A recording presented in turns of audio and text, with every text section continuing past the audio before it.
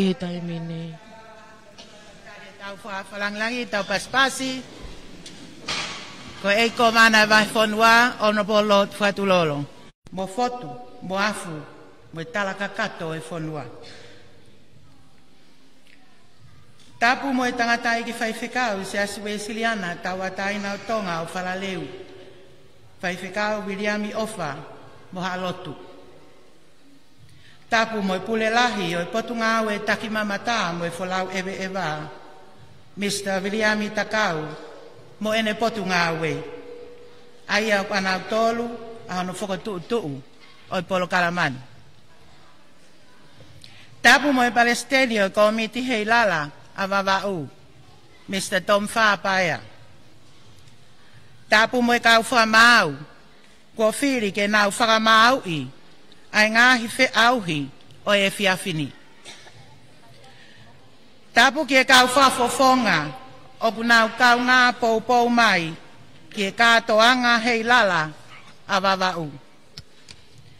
Tapu mo e sola mo e wulangi, o kutaka i e whatawhata mawhana. Pea kou kole ke hufanga, i he talahao o powono, kai ata ke whai, hano whakatau kei, o i polo kalamani.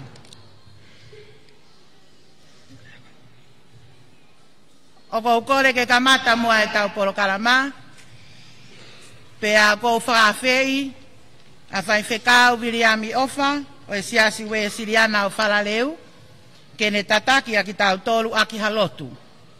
Pea hiria e whakahoko atu e he taha o e komiti hei lala wawau, wala motu taufa, ai lea taritari. I would like to invite Reverend Wiliami Ofa of the Whalaleu Free Wesleyan Church to conduct the opening prayer, followed by Mrs. Valamotu Taufa, a representative of the Wawau Heilala Committee, with the welcoming remarks. Whaiwhekau Wiliami Ofa.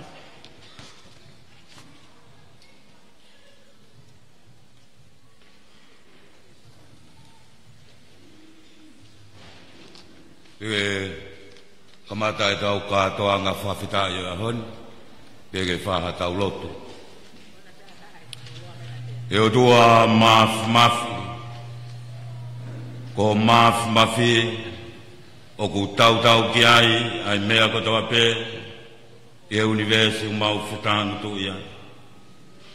Mafi ai a Fiona nā ke wholofola ki e ikai, pia nai iai, pia koe auhi, ai koloa, nai ngauhi e a Fiona. Maunu mai o tua e whewhini, ke mau atu pe ai whamalo, pe mo whawhita, mau whamoni u kei laumari e pe ai vai whanuani, mau whamoni ko toa pe, ai rika nai whai, he urak wha, i e kere ko pōwono, hono tōku ai whanuani, ke whai mai hono tauhi e a Fiona. Ko e koloa ia o ko kei koloa ia i ai vai whanuani, o ku mau kei whamoni pe, ko koe pe, ho mau otua, pe te mau kei nofu atu pe, koe whanau ai a Fiona. Mau hanga atu e toa, kai pōria pe me whinangalo ai a Fiona, koe uhi koe ahoni pe mohono mau inga, ai tokanga e kena ai tak mamata, ai tauhi ai lerei, moe whao whoofa, ai vai whanuani. Mau hanga atu e toa, mau hofi atu pe, ai tamatoi, tamako sias tupo wano, kau maa koe nanas pau, kau maa e pirinis kalauni, kau maa e whare oha moe off, mau hofi atu ai pare mia o tonga, kau maa e hoek minista, whare area o tonga, e rua au mau mamoi atu, ai eiko wana e vai whunua, ke au whini mai a Fiona. Ka koe whawhe whalangi ia, o e kātoanga whawhetai ia. E rua au mau mamoi atu, au sevani te, malo ne lau maari e lerei, ka e tari e whawhe, ko hi ko kātoanga whawheta ia e ahoni. Mauloto kore, whai tāpu e kina mai, aho sevanike. Mōni bea e whai tāu wha kristiane o mau whanonga ia. Ai hifo mai a lau maari e maani o ni, ke whai ho mau tataku, ho mau malui. Ho keresi, ka iai ha mau fia, duke o tua ke mau fia pe, pia moha fio. Mau fuake atua, te whtoi ngā ue ia vai whanuani ke teke, ai langi ai a whiona. Ke tūki mua he mea kotoa pe, pia whae a he mau ngā ue, mau tōnga mo ui, ai langi, moe mafi a hoa fio. Ka iai ha langi, o ngā ue anga a honi, ke langi ia pe hoa fio. Lotea moe kore wakatoni, i o hua whape ko sisu, a ko mau eik mo mau wha mo ui, amen.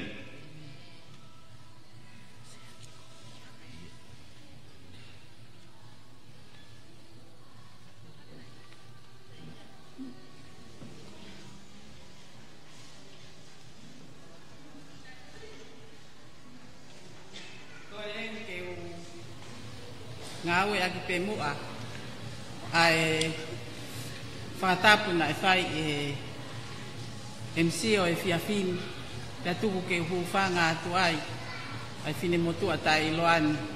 Ke whai ha rea taritari, ma ki mou tolu kotoa pe, ku mou mea mai, ki pua tau kanave he whiawhini.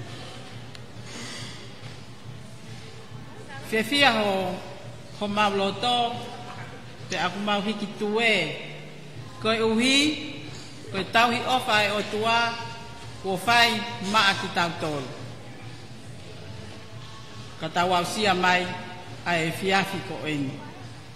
Neongo ko hono whakatutu u, na e whai a he tangata, ka ko hono whakahoko, koe o tua aia. Tau whawhetai koto ape, lau maari e rerei, e tau whakaafe whakalangi o e whiawhini. Te au whakawhiawhia whoka te tau tolu, o tau kau whakataheni, mo e pure o e takmamata, te apehe ki e kau whakamau toko lahi, te a moki mou tolu koto ape.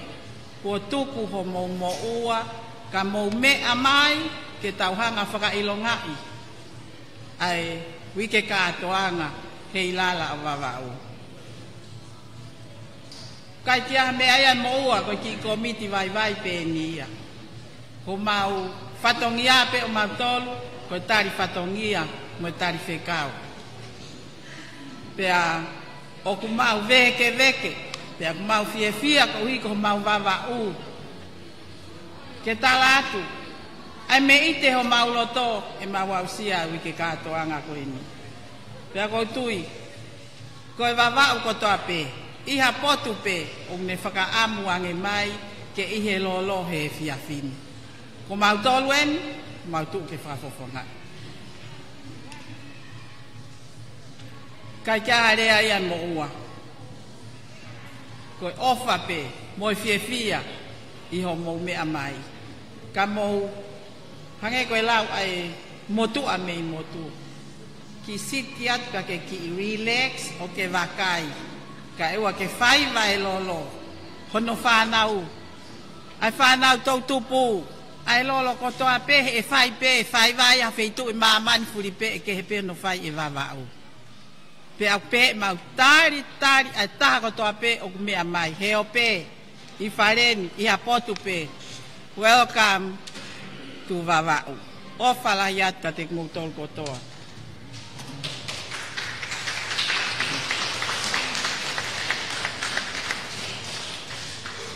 Hage koe lau koe ai lea tali, sit back and relax, enjoy the entertainment.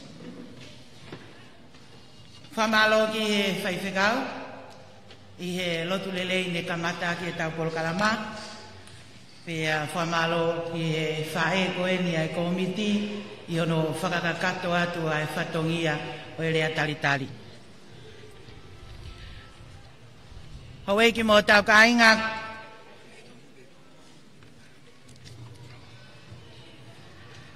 Koe tau katoanga hei lala wawau. Na e whainga pe ai kaunga au e taki mamata. Pea mo e komiti hei lala wawa u ke iai peha mea ke whakailonga i aki ai weekend. Pea na e kamata ia neafi. Aia koe aha pe e ua. Ko a neafi pe mo e fiafini. Aia na e kamata neafi aki ai ngahi lalanga whakamea a. Koe ngahi lalanga ia o pui kai ke o kaha molofia ia ke toe whakahoko i ho tau ngahi society. Pea na e whakahoko ia neafi. Pea whakaosi mai pe ki he fiafini.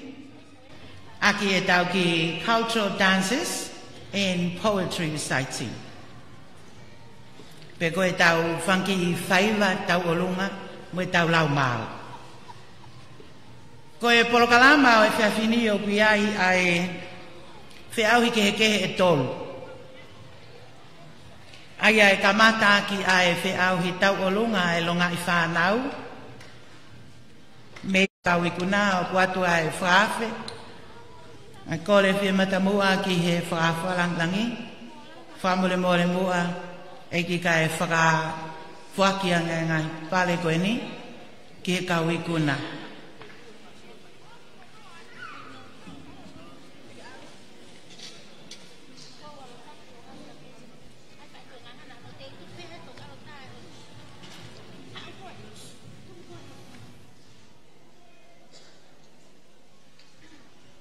O tupe o kui heni e kau whiaui koe anya whipa ku kapau o kui kai ke lava mai pe a waha o whakahufonga ke lava mai pe ke mau atu ai pale ko ia.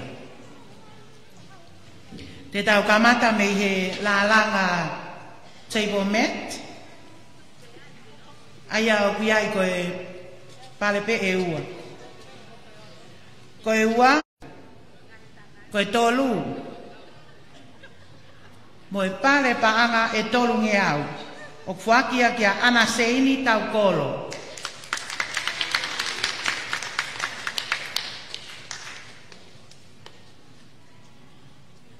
Koe ua, i he ta paingatu. Fuaki kia e paanga e wha nge au. O ku mau ia e manusiu wha. Manusiu o ki aia whakafofonga pai kai pa toki lava mai ki ofisi e takmamatama at mei ai pea koe uluaki e tāta pai ngatu pare paanga ni mangi au o kuaki a kia Solomone Kapeli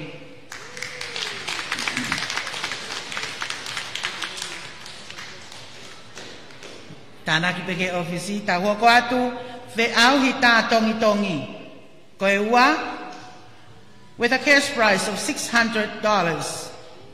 Tongen paanga, fuakia kia manusiu wha.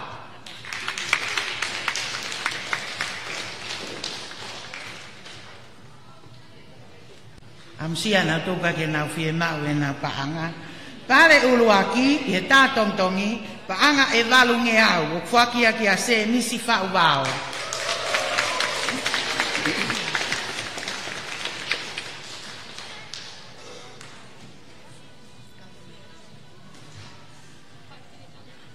Ko e whi auhi, la langa takapau. Pale ua, paanga e te au ni manoa, o fuakia kia vea pina fifita.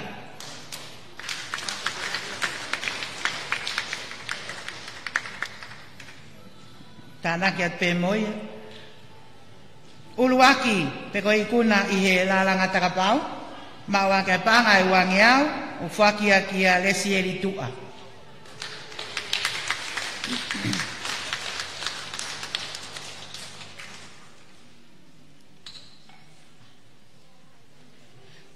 Fe auhi la langa pola whakatefisi. Ko e pare tolu, mo e paanga e te au, o whakia kia pimi he taua malungahu.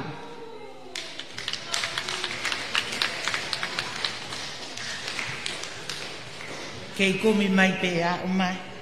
Pare wa, paanga e te au. Pe a koe Uruaki, o paanga e wangi au, fuakia ki a whaila malupo.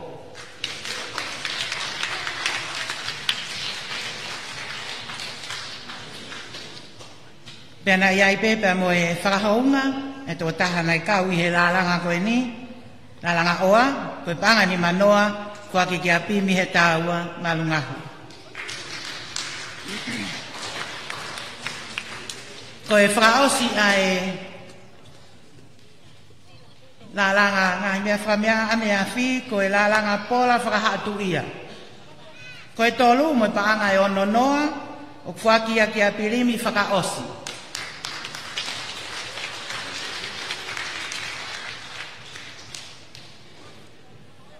Koe ua mo paanga e walu noa, fuaki a ki a vea pina fifita.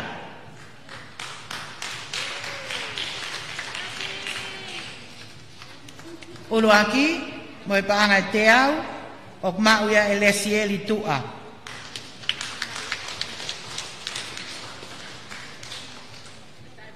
Pea na iai pepea mo e whakahounga ki he takotolu ne nau kau i he lalanga pola koe ni. Paanga ni manoa ki a pimi he taua malungahu. Paanga ni manoa laweni feleti. Pea mo e paanga ni manoa ki a whaila malupo.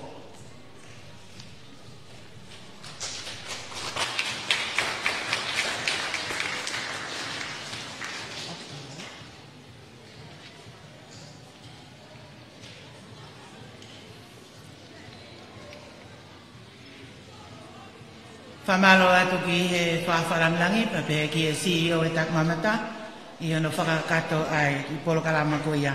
Tau oange mua hato e paspasi make he maa e kau i kuna, o e ngahi lalanga whamea ana whahoko i aho ane afi. O ko tui peka ke tau te whaloloa ka tau hoko ai lewa ki he tau polo kalama e whiawhini. Aia ko e uluaki Whiau hi o e whiawhini ko e tau whiau hi tau olunga, Junior Miss tau olunga. Pea oku ukia ia e kulupu ke e tolu. Aia e kamata aki ai longa i whanau, me he hi ki taha, hoko hake ki he loto loto, pea hoko ai ki he lalaha. Ka ki mua pe tau kamata e whiau i tau olunga ko whe whakawhelo aki atu ai Ayongo Atita. I would like to introduce to you the two scrutineers for tonight's competition. Ko yung Atita ini, ang ofisa ini tena CVCVE, mo whakamao opo e ngawe e kau whakamao pe kutonu mo mau, pe tok fuaki e tau pale, e hiri a katoanga. Ko kore peke whahoko te hingoa e o whiwhine koe ni, pe a mokata ki o lava, ki o lunga, ke mea mai matanga ke te moua. Ulu aki ko Meleoni Wakapuna. Ko Meleoni e tuli ki koe ofisa ma o lunga pe ni me he potunga au e tak mamata, mo paspasi.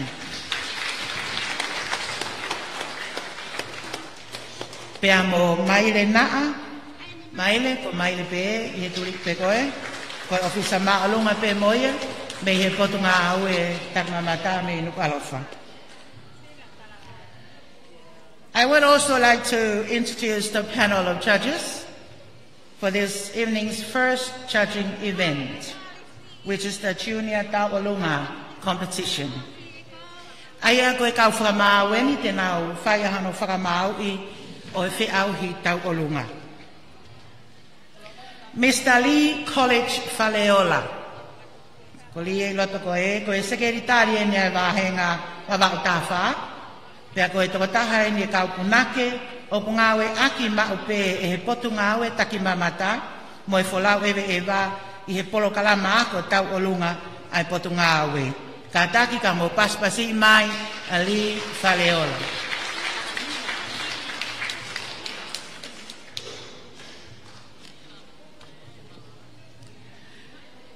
Mrs. Pauline Liu Siale. Paline me manuka tonga tapu, no fofonua mai ki utulangi waka, o fungamisi wawau. Talu e manako a Pauline ki he tawalunga me he ene ke yako polisi. O a uai ki he ngahi potunga au e talavou. O kune wha ako i e tawalunga ni i kehe. Pea o kei manako pe ki he tawalunga o a o mai ki he ahoni. Ko e toko tahaini o kua ana ai pausa utulangi waka, pea talamai e tau mai waka pongpongi. Kataki paspasi mai a Pauline Liusiali. Mrs. Akosita Ofakinusila Kutsenbale Burke. Tauni Maua. She is the former Miss Tauolunga Vava'u 1989 and first runner-up Miss Vava'u Heilara Festival in the same year. Koe business owner o a Snap Enterprise. She's the manager of Czech Kutsenbale store. Koe agent o a New Skin Beauty Products and Mama Joe Beauty Products. Chintalik and Champ Plus Herbal Products and Kava Producer and Exporter. Kataki katau paspasi mai Akosita Kutsenbale Burke. Koe kau whakamāwia ki e tau fuafua whi auhi o e whiawhini. Pea koe uluaki whi auhi. Koe whi auhia o e tau nima ki e tau walu.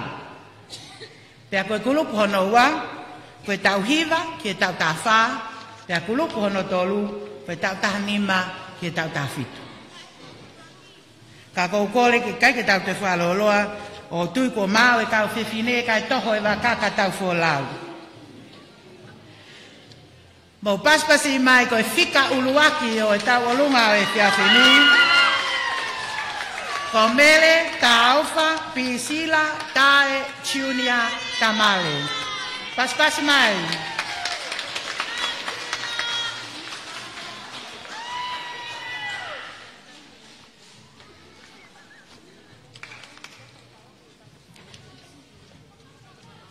DJ, play a soft music for background, please.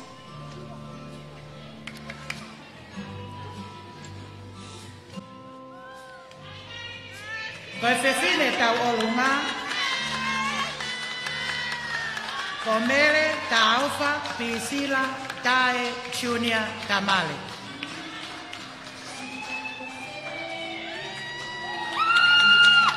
Ko enelele mai me loto kolo fo'ou tonga taku o i kare. Kolo kakala, katamo tonga, kameri, hala manga onole matua. Ha mehei o mata aho. O kune vesa aki, he ni ma moe vae, ai whaka otusia, whaka fisi fisi, moe maile lau momo, koe whanga ki fo i hako i maile, o ku whakairi he hala tohi loto. Ke whai aki ha whakaha loto i ha pō kakai, o ka huni e lolo. Ko hono teki teki, koe whakamata moana, vee hei lau. Koe tori tangi tangi eni, ene whanga whae. O whe pae kina he waha mohe, me ilulunga, pea whakahake i vei ngangana, ke teki whaiva ha pōta tala. Ko hono lolo tākai, koe hai terenisia, na e lote o whewhiohi, pea manongi me he funga saione. Ko hono pule o tō, koe toenga e ngahi siueri, e ne whanga kui. A e ne nau kau he mua mai, me Speini, ke nofo i wawaulahi. Koe mā i moa o e la a hono tolu, kuini sa lote. E hakai, e mere, ta aufa pisila, tae chiunia tamale, e poni, koe sei a whawhine. Kataki katau paspasi mai, pisila, tamale.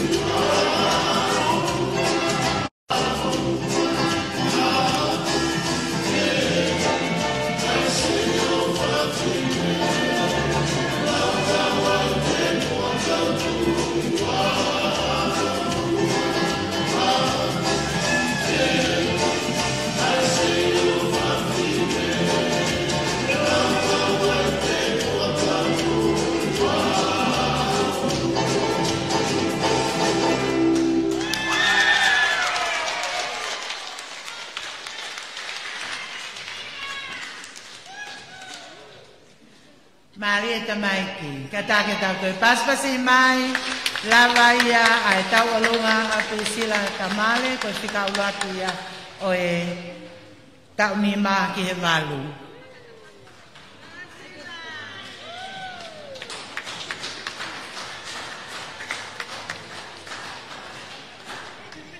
She is escorted by Malo Tangitau.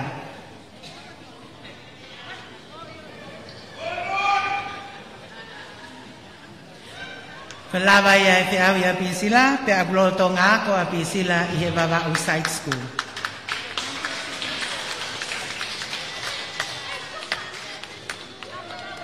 Ta hoko atu ai pe ki he whikaua. Paspas mai a taritari ko e whikaua ko paame he lotu nai toko, ta ufitu, pe a mei matamaka mo waini ka nofo i toula. O kuako i e lau tohi pule anga a toula. Ko no langi tau olunga, ko e mai moa e la ko unga whanua kuinsalo te tupou tolu ko e leiola. Ka taki ka tau paspasi, taritari a paame he lotu nai toko.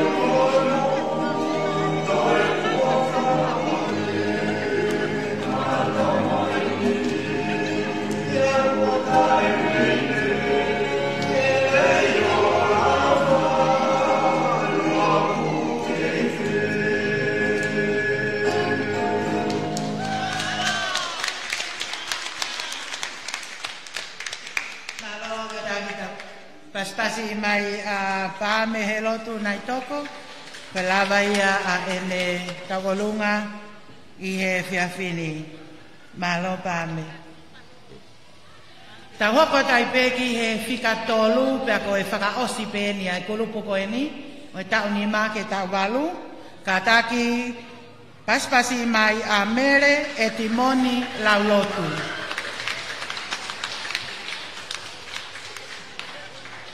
ko mele e timoni laulotu o tau fitu mea me le matua o kuako i he ako loto a le matua pea ko hono fasta olunga ke pea fini ko e mai moa a ko insalote ko e sei o fafine paspasi mai mele e timoni laulotu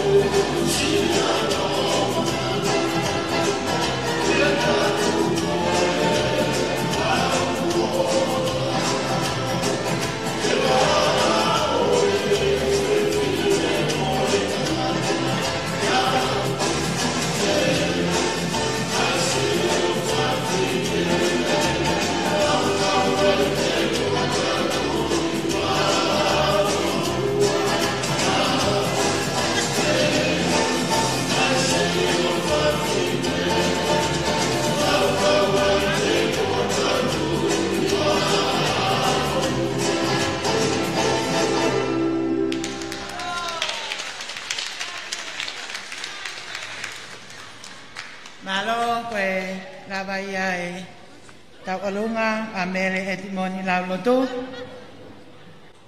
paspasi mai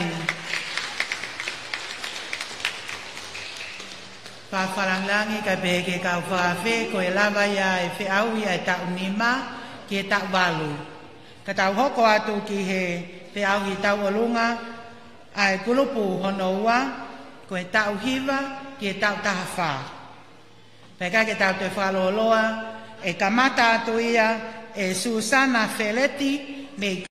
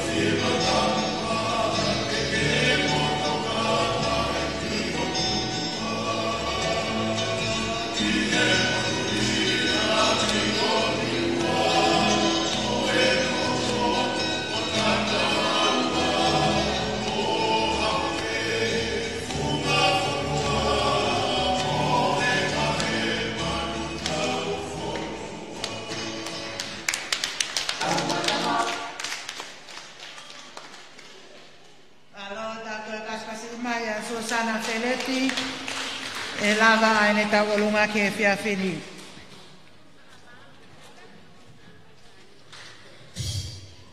Ko e fika ua, kata kita paspas taktaria lesieri matonga Junior Ngu.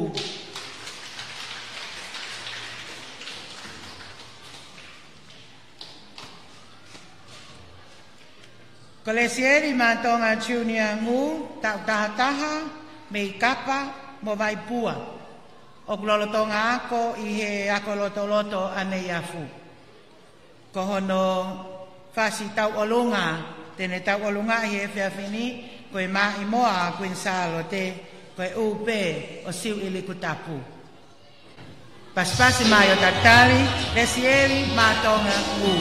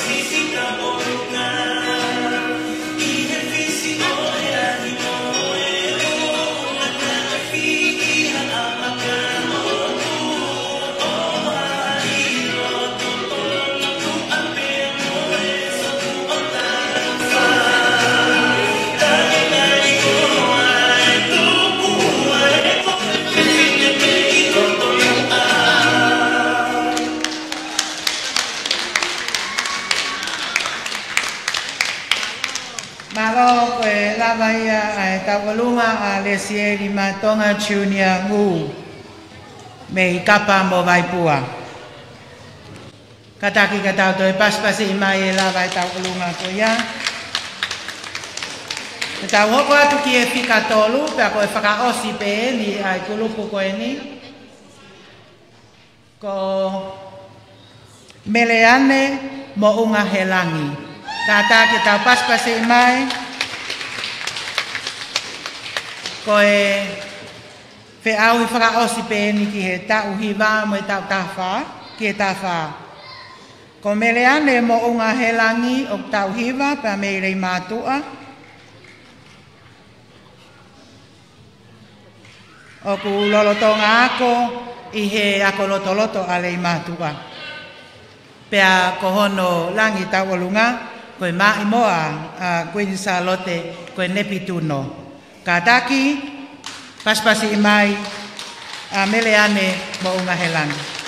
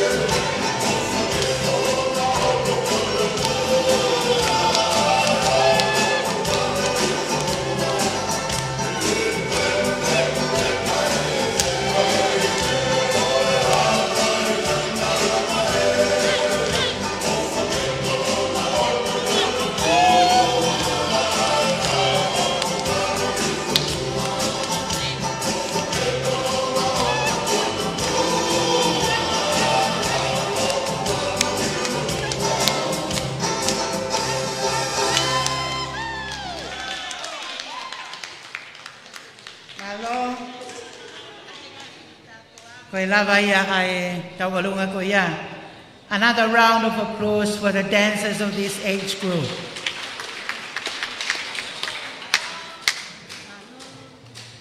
Whawhalanglangi tau hoko atu ki he kulupu whakaosi o e whiau hi taualunga. Aia ko e tau tahanima ki e tawhitu. Pea o ku kamata ia e Emily Mafikovi Faleovalu. Ko Emily Mafikovi Faleovalu tau tawhitu pea me isaine ai mo tu anuku. O kulolotonga ako i he ako maalunga o vavau. Pea ko hono langi tau olunga ko e maa imoa kuin salote ko e upe o siwili kutapu. Paspasi mai, Emily Mafikovi Faleovalu.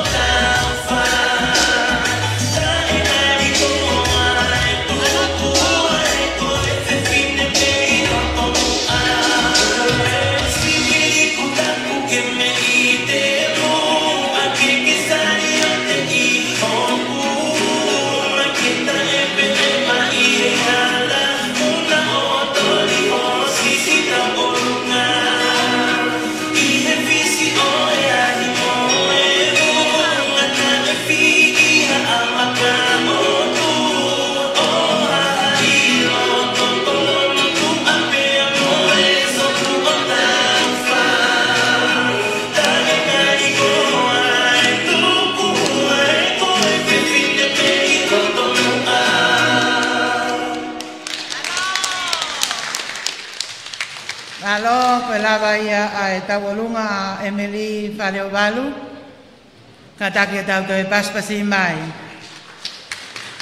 O ku kau pe foki ho mawhana mai e matanga mo ho pasi mai koe whakarotolahi ke whanga ki tamai ki he ko alu pe ke toi maari e ange, ai whi au hi ki he tamai ki lalahi. Ko e whika ua ko Teresa Lotu.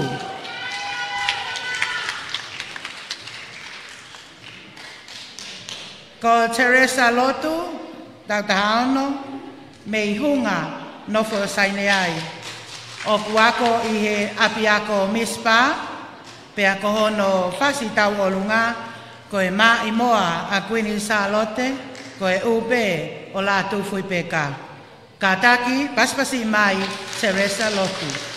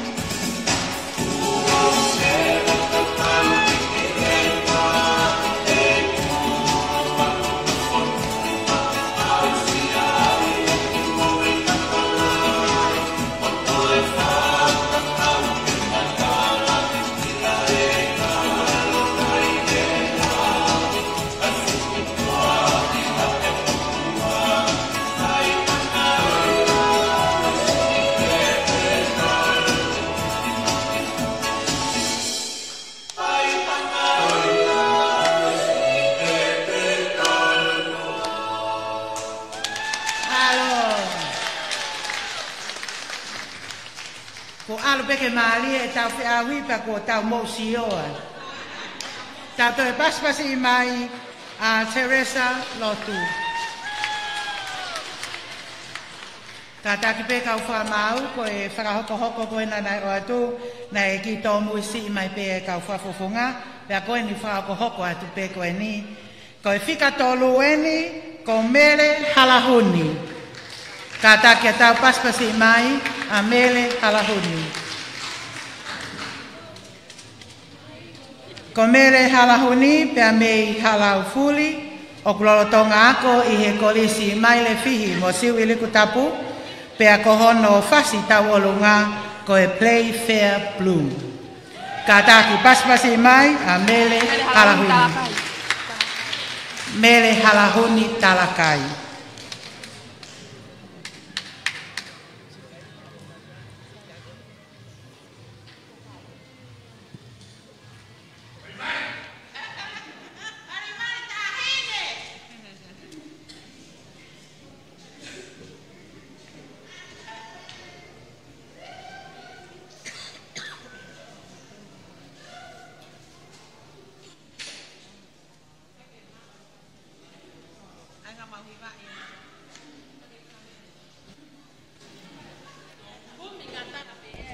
Hangi koe ak mo mea mai i he whiawhini tau ke i taritari pe ke whasi koe au e whine mui koe ni. Ai a ko kina utolu e ne whiauhi tau o lunga i wa tau koe a hongo full mawha ki he tau taha whito. Koe ne hiri pe tau o lunga koe ni.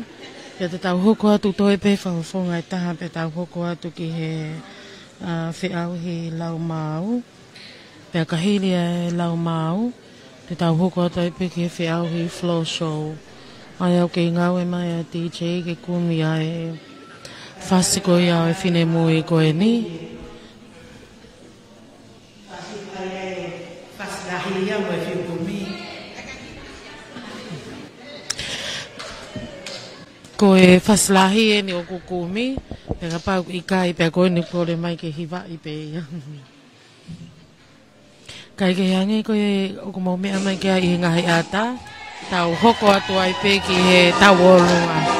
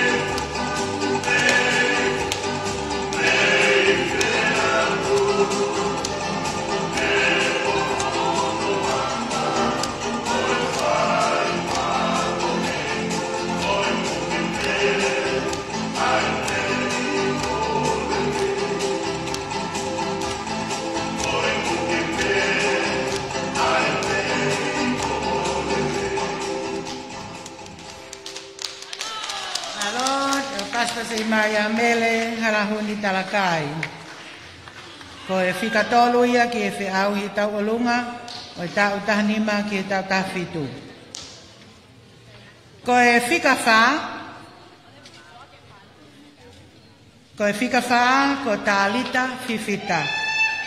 Kataki tau paspasi mai o talitali, a talita fifita, ko e whikawha ia ki whahoko ene tau olunga.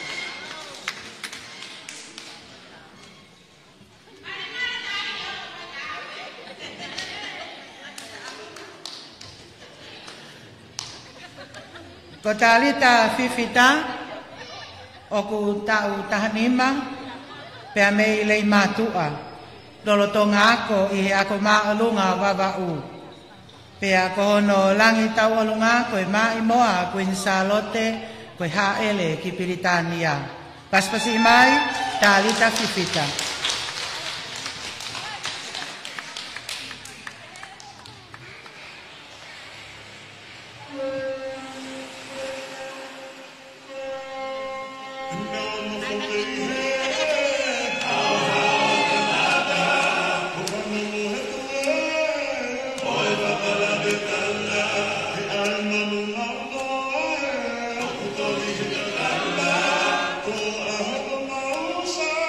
Yeah.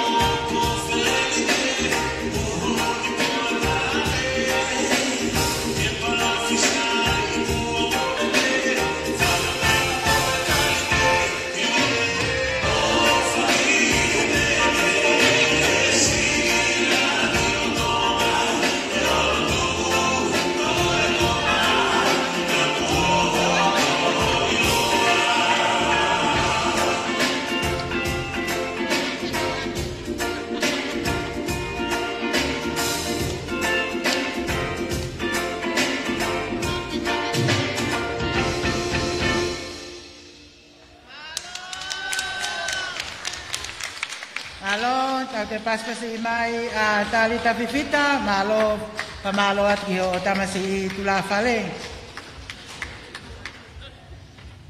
Ko e toi pe ai toko taha i e kulupu koe ni.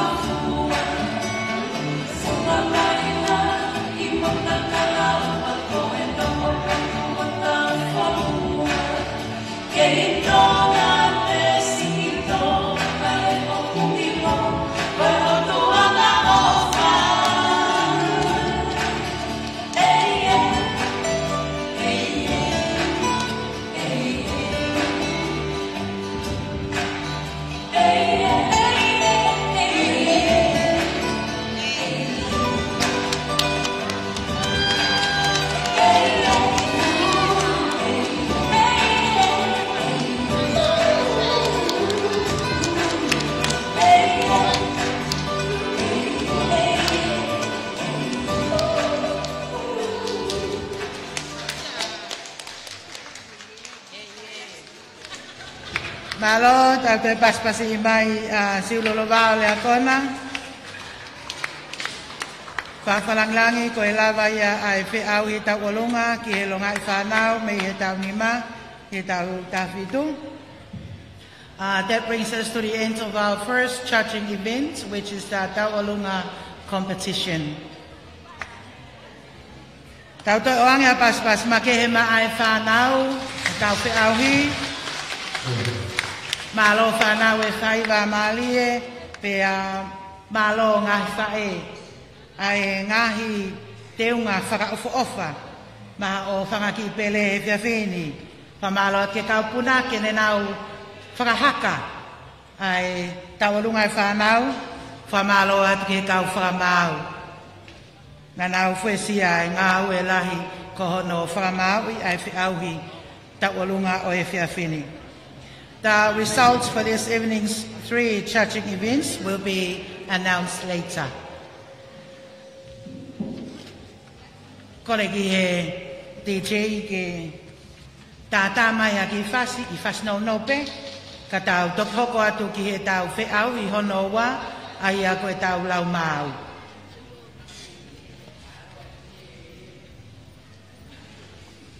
Paku kai ke tapu ia ke whakaunga I fasi he koe ke wesi ai whakamau I ai mua koe ni.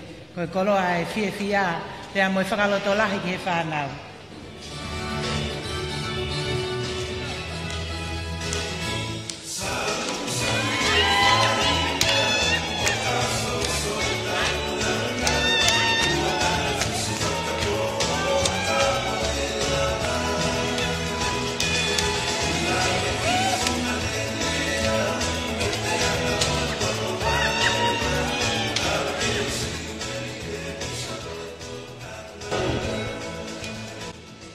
Hange ko yang mo me ama I he ngai ata ki whao ate kau mama tahe ko nau mamate he tangu tu ka hiri pe ko ni te tau hoko atu ke whiau hi oku hoko aia ko whiau hi lau mau ia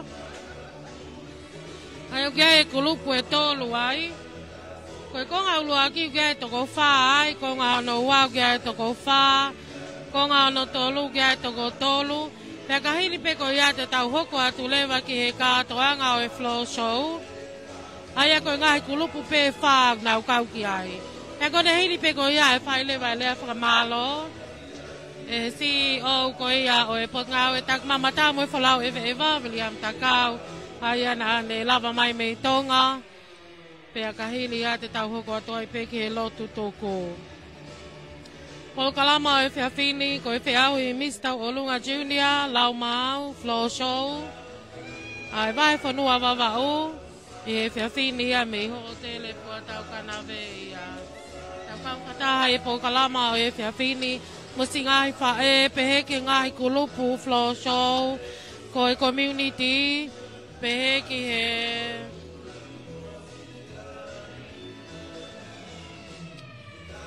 Katek nau tolu ai ngai kupu whekau a ki tau kau whataha e pokalama ko ia o e whiawhini. Ai o ko mātuku ngai a e whauha I e whiawhini. Pehe pe whoki a wawa o ia. Neo ngai o mai ngai pokalama ka te nau pule pe whoki nau tolu. Ko hika o lewa ke mau maali e tōkonga ko ia o ki ai ai ngā we. Ka tau hoko atu ki e whiau hi lau mau.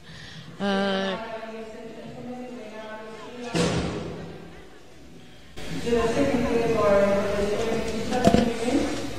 it's poetry reciting. Each contestant will recite a poem based on a given topic. Ko e whiau I hono hua, te tau hoa kuiai, ko e whiau I lau lau. Pea, ko e kulupu koe ni o pea e kulupu e tolu. Aia koe whakao, o ko ikai te mokua te koe whakao e mindi e lima. Pea o iake ai kareina ai tuku ki e tuku kataha e whao te koe iai nā mau.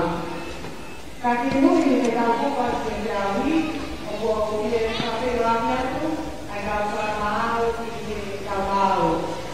This time I would like to introduce here the panel of judges for poetry reciting.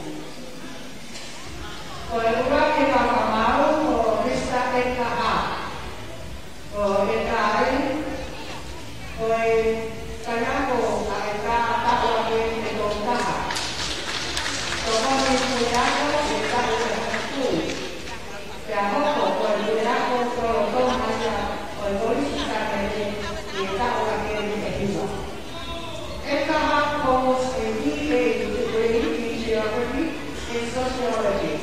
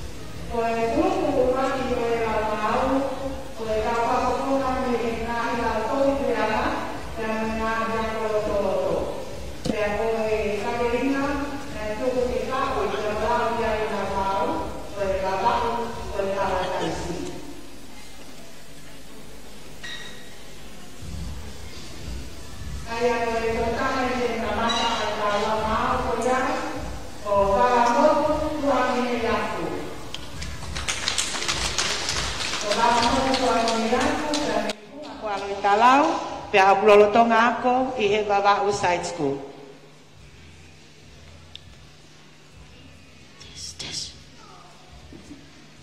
Tulou mo ha'awhanga pea mo Vava'u kotoa kai omi haku ngofua ke ulave ki he kaweinga mohono fu'umahu inga Vava'u ko e palataisi Lauia ai tonga moe papalangi. Ata anga ia a sola moe fulangi, lau kau anga ia ho tau kakai. Awawa'u mohono masani, ne whakateunga meilangi. Ai funga ai whanua mo o seni, kai meli e ai ho tau wawa'u lahi. Vava'u pe koe matapa o palataisi, iloa I tonga mo e Pasifiki. Fiuta ofi e kau palangi, he fie kakau mo tofua a masani. Taku koe ta whenga ekonomika a tonga, a vava'u mahino I kaito e kea. O wana e tau fumisin tāpa a ngā tā katoa, Teu pe ke taulaka mo ko ngā. Tu a whaatu ka fo. Tulou atu mua mo ngā hiha kai ata ai malai o talanga. Vikia na tula mo no fotunga ha fulu ha oe o kutu ki mua. Hono ngā I matanga ne whaka ofo ofa. Fulau eva wakapuna mo e meili siti maa. Ua tale fusi ko taulanga fisfisi mua. Tuku mo whaila ai e ngai folau waka. Ko hono tautua e ngai matanga iloa. Iloa he ope mo hono akau tupua. Ko baba ko palataisia o tonga. Ana pekepeka e kau hika lilo mo e tofua a. O tumatu lalo e mohono one siliva. Lata anga ia e ka folau eva. Tokoni ai a tonga mo ene ekonomika. Te ngata he venga ngana mo e otuai. Te lia e vai ko lele a mono masani. Fa ko fie mea ke whakamani mani. Lau kau wai a vava'u mohono kakai. Leveleva malanga mo mea.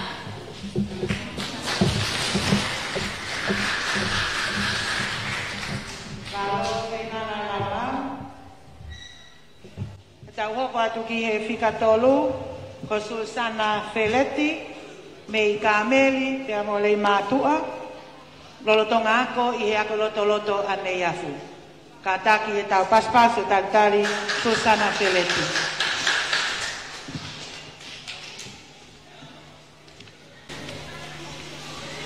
Tapu mula ao tu tonga, mai ho eki o kumea. Hau whaki e whakatapu, au whai atu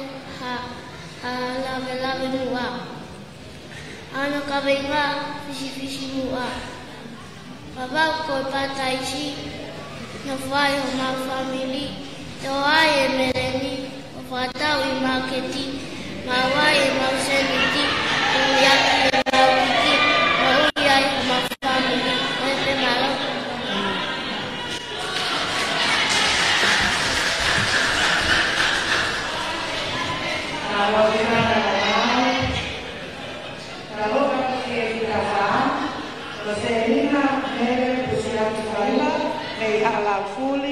Kalau tongako I ako loto a halau fuli. Paspasi mai tali a selina kaiba.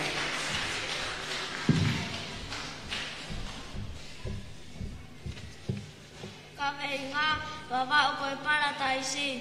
Tulo moha poto I whai wala. Tuku ke ata pea tuku ke uhawatu ke mamaia ke kavenga ni he oku mau inga whau. Baba o koe para taisi, ahono ea oku arai pea manongi. Pare ai ae sola moe mulangi, ae kua nau ahia, ho tau ki whonuani, uta anga ia e kau yaki. Koe para taisi pe a babau, o ngona ea moe ope ea, tawang ke mau haloto ofa mo ata ke mau kupare levele vai malanga.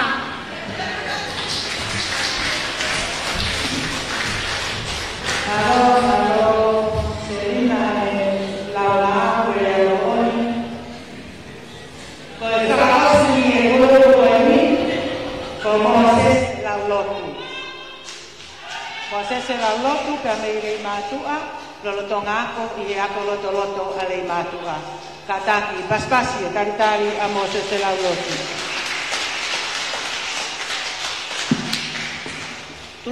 Tulou kausani mo wiki, awawau koe palataisi, o tala e kau mesianiti, o whatu hange o mahiki. Lea mo e whaa ko fuo mea, a taanga o e wholau e wewa.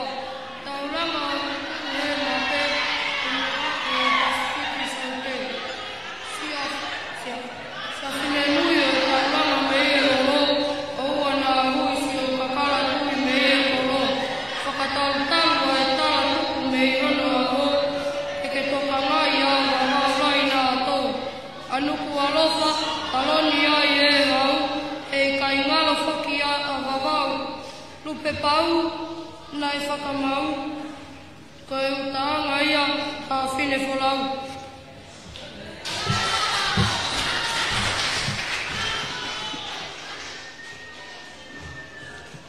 Valo, Mosese.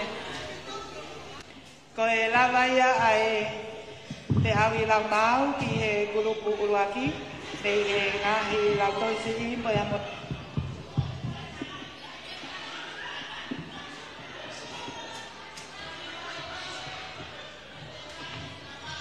E tau hopo atu ki he grupu hono ua, he lau mau, aia koe kau whafofonga ia pe nei he ngahi kolisi. Pea koe tau mua me tuku ke whau, pea mo lau ki aia e mau, koe taki mamata.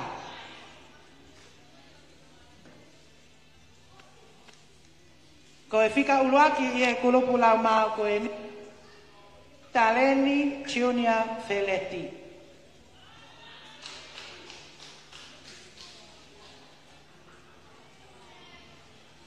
Wini Taleni Junior Feletti, pea mei ka meri mo lei matua o klolotonga ako I he ako mispa.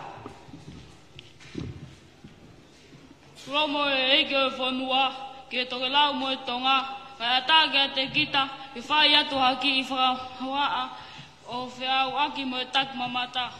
O tak mamata, ko amu ngā ue whakawhawha, o nau ngai e ngai mātanga, I tari ake ai wholau ewe ewa. Ma uai ai pānga, ave ia ke puleanga, o whakalele ake a tau whanua, ka kei ai mo masiva.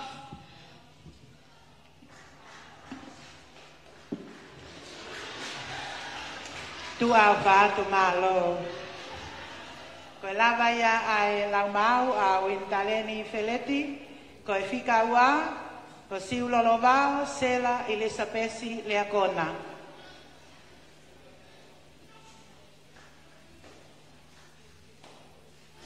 Siu lolovao Leakona, pea mei whare vai, pea moe alo i talau, o ku lolotonga ako i ako maalunga wawau. Ka taki paspasi mai, taritaria siu lolovao Leakona.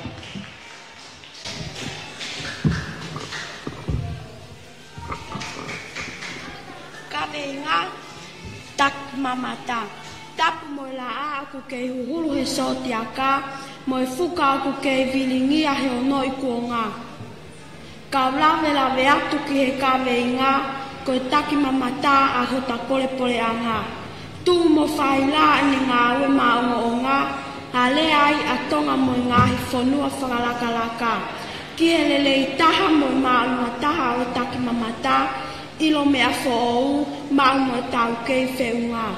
Mau taanga o nofo ai whanua, a veai a tonga ki he langi tuoua. Mo he loa e tā kanga a whewhine mo tangata, hako sope ai e tau tangata mo e tau tangata. Te ke la mo puke puke a fufula ho ta unga ngā, ala isia pe ala i kolonga ai ho ta wanga whawhanua. Tā kanga e tau whohe he lea mo ngā we, a manaki anga ki he tonga kotoa pē. Ke tau tū whakataha o ka langa mo pā e he, i he i kuna kua whai e lopa ai o ne. Ma wawa mo fie fia e tonga kotoa pē, a hia he sola mo e vulangi fua pē. Ma tanga mo e tahi mo e nima ngā we, ai kakai tonga tau kei mo ilo mea kehe. Tonga tuua ke tapo mo tokanga pē, a kenga ai kuonga ko ne lanu kehe. Te ngata he kau whoki au, ai tua mo e si ko kita o tari whekau. Ki ha aho te ke toe tui a iau, i ha whakaamu mo hao anau. Ma aho tahua ke taria hao whekau, ai taki mamata ke upuke o fu atu. Mo tā hama, taha te lia ai ka hau, ai ko e ni ke tau hi ko e whakatalu. Te ke loto nai ke ukau he lau, ai ngahi pare e ne tōtō atu. Lewe whahua atu a wha. Malo, pea whamole a te ki he matanga, ko e toko taha ko e ni nai whakahoko e ne lau mau, ko Riela Whaiva. O kui kai ke lava mai a siulolo wau, ko Riela Whaiva, kataki. Riela, malo. Ko e fika wha, fika tolu. Ko e fika tolu, ko tupou pepa. Ko tupou pea me kapa, o nofo i vaipua, pea apulolo tonga ako, i he tako maalunga vavau. Kataki katau paspasi mai o tartaria tupou pepa.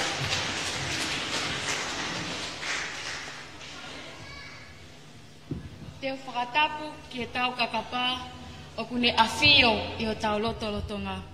Whakatulou mo e fuka o ku kei vilingia, huwhanga he talamalu o e whanua, kaulawe atu he kaweinga, taki mamata ko e mata i koloa ia o e whatawhata maawhana. Ko e taki mamata ko tau leo leo maawhana, o ku nau teu i awawau ki whaka ofa ofa.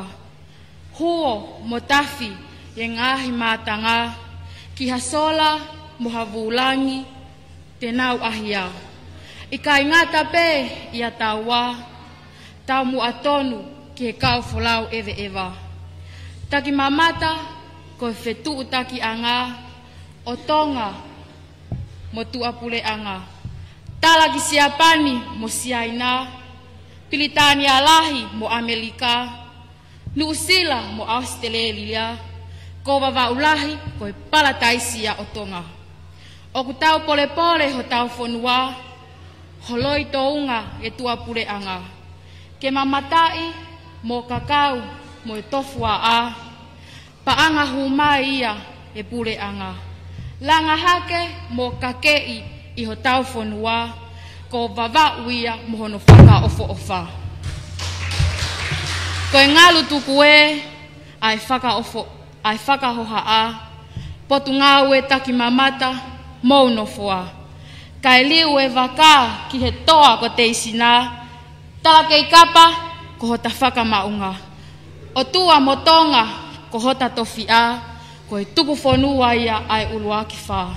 O whalahi atu, ka mou mea. Malo tupo pepa, la mau, pea whakaos aki. E tō taha koe ni ai kulupu lau mau mai kaupaufonga ngai kolisi, ko Luciane Waka. Pea me I lei mātua, lolotonga ako, I he ako loto a lei mātua. Kataki katau paspasi mai a Luciane Waka.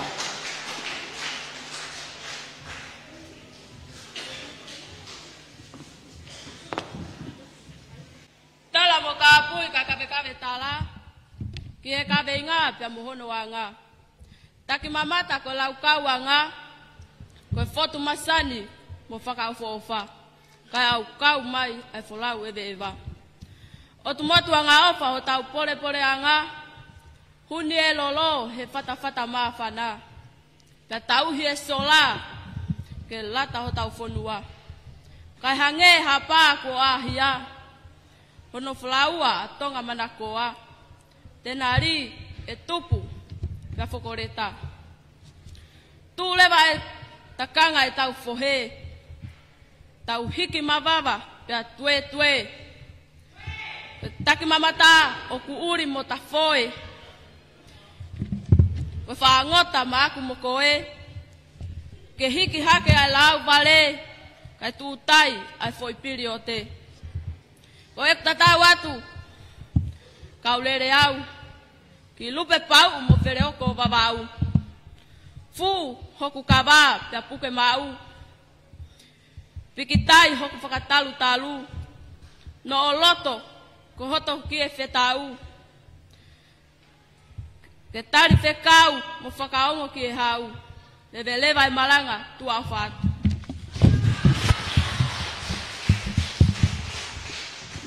Alo, Luciane, pea koia walau. Tue. Ko e lava ia ai whiauhi lau mau ki he kulupu honoua, ki he kau whapofonga e ngahi kolisi. Ka tau hoko atu ki he kulupu whakaosi, ai a ko e lau mau ia ai kau whapofonga I he tau tupu, pea mo e kakai lalahi. Pea ko e tau mua na e tukuangi ka tignau tolu, ko hoku tonga. Pea e kamata atuia e halamehi astomani.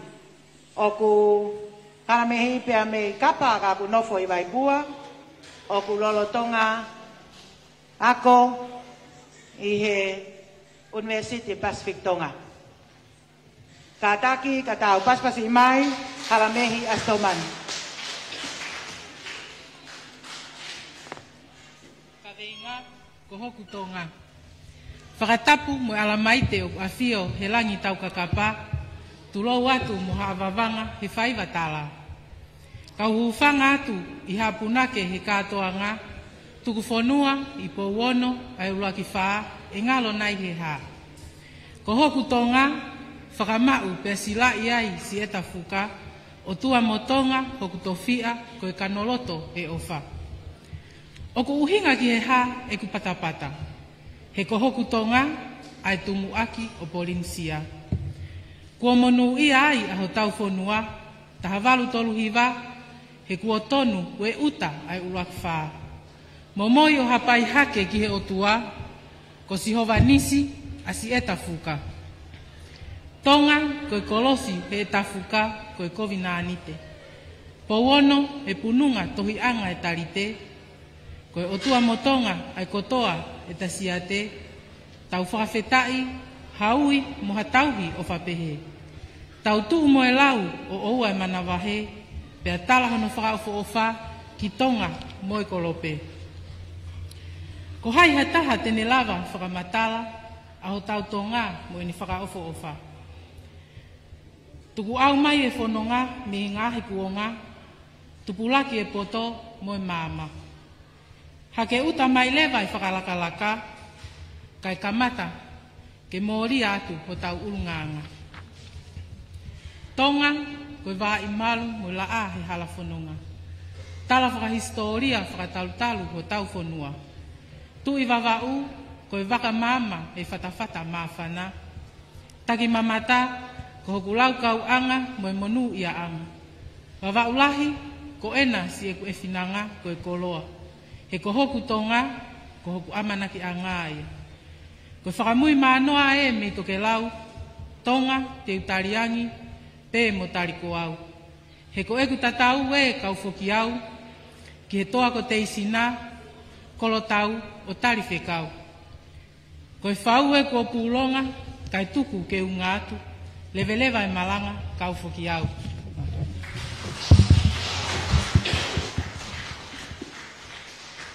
Malo, haramehi, ko e whakafonga whika ulaki aki he lau mau e kulupu koe ni. Ko e whika wā, ko paia he lotu ngu, pea mei vaipua, pea ko e taha ni e ngahi whae, o ku whie kau mai ki he whiau i koe ni, pea o ku loto lele i ke lau atu a ene mau, i he taumua, ka veinga ko hoku tonga. Ka taki paspasi mai, paia he lotu ngu.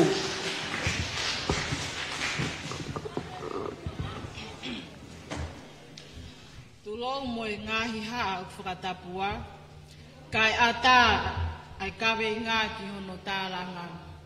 Ko hoku tonga o kuloloto hono uhinga, foki ki ono aho ki ho tau tupu anga. Ilo ai ho tau tala me wha i ka vei koula. Hele tā e tolu i loa he sila, i loa ai a tonga whanua monu ia. Mamahi i me ai ai whe unu ho tau whanua, la langa aki e o wha me tui o tua. Tonga mo unga ki he loto hoku lau kau anga. Kakai ho e ki tui hoku pore pore anga, i loa anga ia e tonga koe whaka apa apa. Taki taha tū i hono tū koe whaunga ia o tonga tū loa, o tua mo tonga ko hoku tofi a. Te ungata he te lia e hawhanga, na ake tāla a he koho tau tāla. Lotu mo e ako whakalahi e whonua, vai ko lelea mo e whā ko fie mea. Lewelewa e malanga mo mea. Alu atu au he hala manga whaa, tu mai ai ai taki mamata. Eke atu peuki ai ha pale mo ha whakahonga, tala mai he pule mo e kaunga we io a. Te ungata he koe kufoki mai me he esi ko ele noa. Ai atu mua whakamau ke ufika uwaki i he pōni. Ke iai ha utu e kuwaka, he oku honge penisini a, lewelewa e malanga mo mea. Malo paia, he lotungu, he lau mau. Pea ku alu peke whakasto se tau whi auhi, pea mo e kalasi kehe koe ai bau. Malo paia, koe whika tolu, ko tua kisia tu i tupou, pea me i halau fuli. Kataki katau paspasi mai, tua kisia tu i tupou.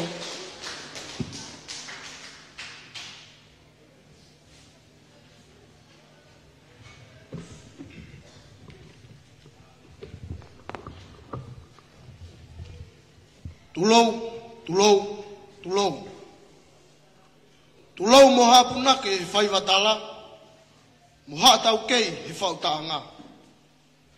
Isa nā pehe ko te santungua, kai tuku pehe mua ke lawe atu ke kawenga. Oi seuke ko hoku tonga. Ko hoku tonga hoku pore pore anga, lau kau anga o whai kuonga. Tuku whahalo o whehu ia, ko hei, ko au momomo hok tupuanga. Kai tā koa, koe tuku au, mea eitu matupua.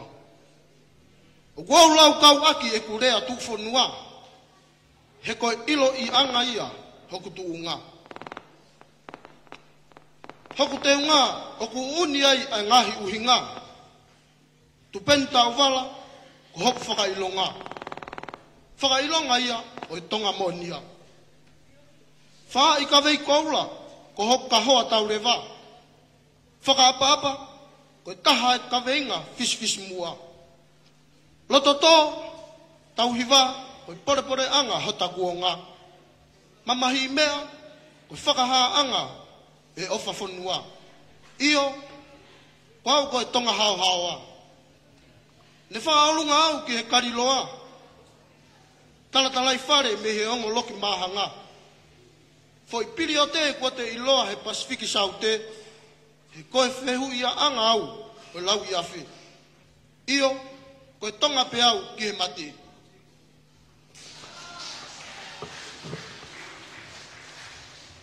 Alo, malo, tua kisia, koe whika tō luia ki he whiau I lau mau koe ni.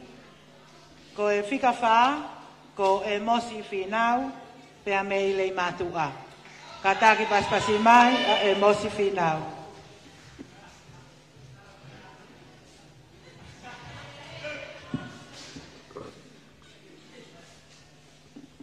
Ka veinga, ko aku tonga. Tapu mo e tala malu o whanua. Ka ua whei tauala, e o ko kua sasala. Tulou mo e tolu I tanoa o mohe o fo. Ka unga e pā, ko taku me ono aho. Ko aku tonga, e tala whakatalu-talu. Tongia anga o e loto, mo e whakakau-kau. Tonga e, ko aku lau kau anga. Wha I ka vei koula, ko e nā moa. Fatu mei manawa e whakaapa-apa. Ai mamahi mea, mo e whakahounga. Tau iwa, ke wā whei nofi e kā inga. Si, whe mori. Ka e vai mamanawa. Mau ki tāwala, ai matai koloa. Rea tulau, pe awalaka whakaala-ala. Kino I fie, pe e ki aki whakaulunga anga. Ka ngatu e tala I whare, ko e kalofi amba. Maka whetoriaki, pe a ua ngataha. Seuke, e sosa ieti, ko whakaotua. Si maanga I ka maka, ka aku amo atu. Kai utungaki e whanua, e pureanga o e hau. Tuku whanua ki he langi tau potu, ngalu tuku e hopo ate, o meia e lao. Woke, ko mamaloa e otu wherenite, he whaulau, mo e korisi tūtone. Tonu pasika e kupore, tangane e tupe, kua ope. Lau kauai, a au moko e, he pā kua whau e tangane. Tonga, ko e kolohau o wherenite, o tuanga ofa, ilo I e kolope. Taurewa e hua, kau tatau atu. Tonga, kei tuu, ko e pānai whatu. Mahu e whanua, tuu mo e lau.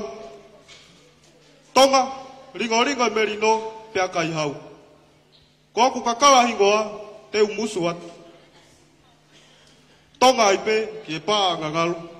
Ko e ku tatau, ka ure pahe. Ko ku tonga, te upuke pe. Malo. Malo e mosi. Ko e whakafonga pe taha ku toe ki he whiauhi koe ni. Ko melelini tupu I waha. Pea mei mataika. Ka o kuheni e whiawhini ke lau ene mau. O whafonga I a e potunga au e tautai. Ka taki paspasi mai a melelini tupu I waha.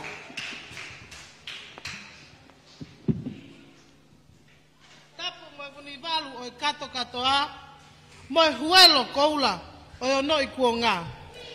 Ofa ke ata, pea ofa ke ngofua, ka maalali atu ki he kawe inga. Tufaki pea talaki, e he taki mamata, ko hoku tonga, te ufaka koloa.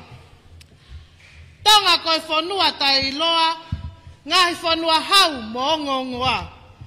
Mape o maamani, fiu hono ekea, toti hono whakailonga, whakalahi ilo otua. Wha I ka vei koula, hota pole anga, whakaapa-apa, loto to tau hiwa mo mamahi mea. Isa na kua te talai hanga mai, kai fe, ko hoku tonga ke umaalali. Kuku kaunaka pe atu holo aki, ai mo ui lo tolu ke pole aki. Ko hoku tonga pe te utu uaki, ke iloa i he ope o mamanilahi. Tama tonga tu o ngā ue, whaka au ngai hota koloa e. Tonga mo unga ki he loto pe, mate ki ai he koe sia te.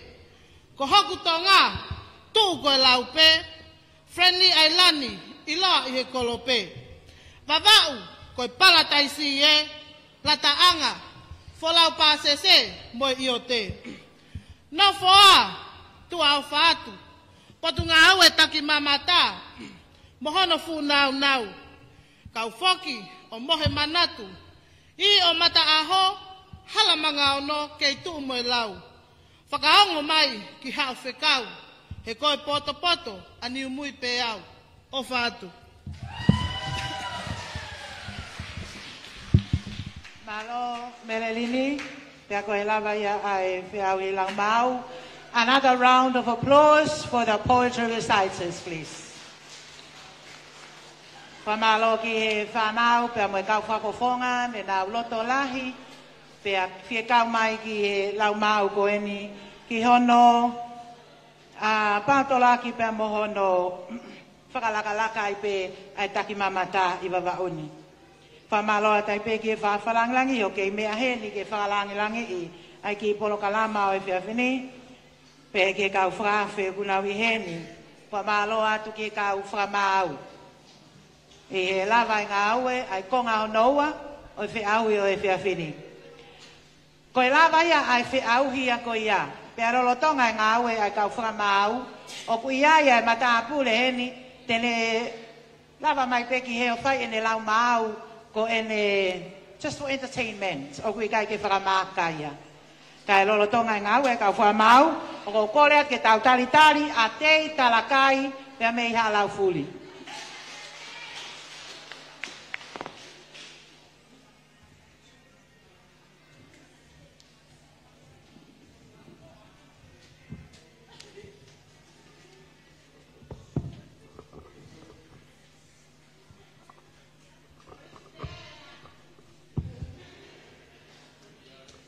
Excuse me, in the sky, and the sun in tonight, and tourism is stay smile. I'm talking about the Tongan in snow surrender and die. Tulou, kau whakalau ai rerei ahok tonga. Ke uraki matanga, ke funga pausini mo kolofahina.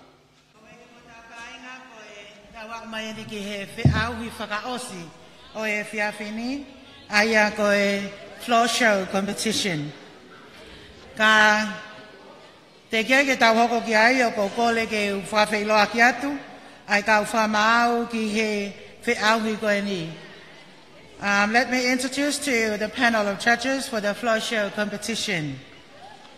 Ko e uluaki ko Mrs. Langa Oi Helu Malolo. Ko langa oi ko e mokopuna ia o mileti afu ha amango helu o ne afu. Pea ko e hako e puna ke laulo taha awawau ko afu ha amango. Ne ako alanga oi he University o Atenisi. Pea ne kawai I he kulupu whaiva FPA Atenisi. I e naunga hitua ke he ki New Zealand, Australia, Amerika, Hawaii, Fiji, pea moha moa. O ku ke I whakahoko ako whaiva pe alanga oi I wawauni, pe o ku kau I hono wha ngāwe aki e he taki mamata ki he ako whaiva ai potu ngāwe. Paspasi mai, langa oi Helu Malolo.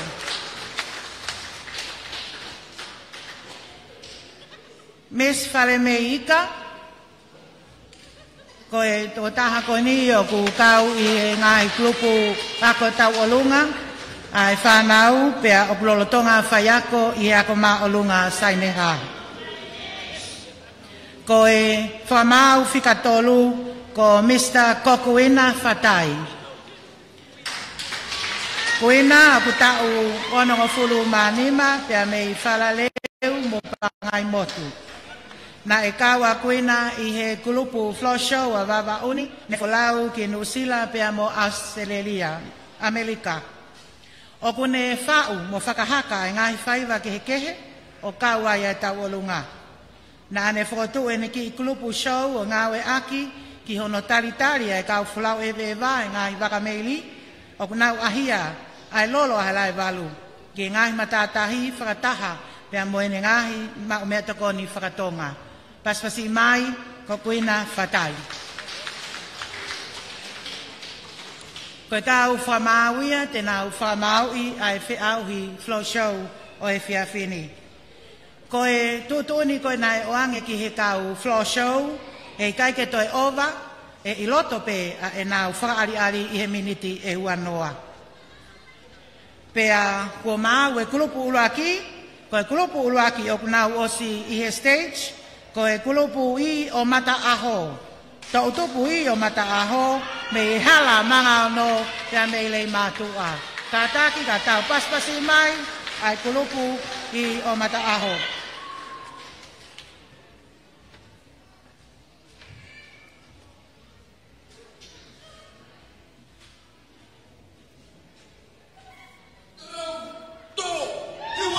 He me apemu a kau whainga, i e hiva mo e haka whakatonga.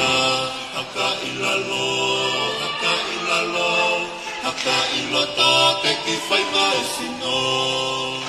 He me apemu a kau whainga, i e hiva mo e haka whakatonga. Haka ilalo, haka ilalo, haka ilota te ki whainga e sino. E tonu e loto, tonu e sino, tonu e sio, mea tonu e ongo.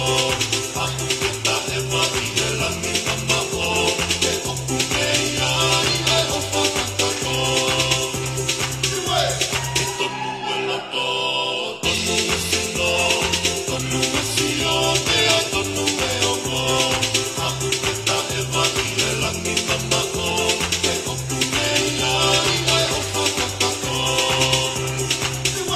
E lakatu ki mu, a lakatu ki mu, haka he loto, haka he loto. Tau me langi, haka tau pasi pea matai. E lakatu ki mu, a lakatu ki mu, haka he loto, haka he loto. Tau me langi, haka tau pasi pea matai.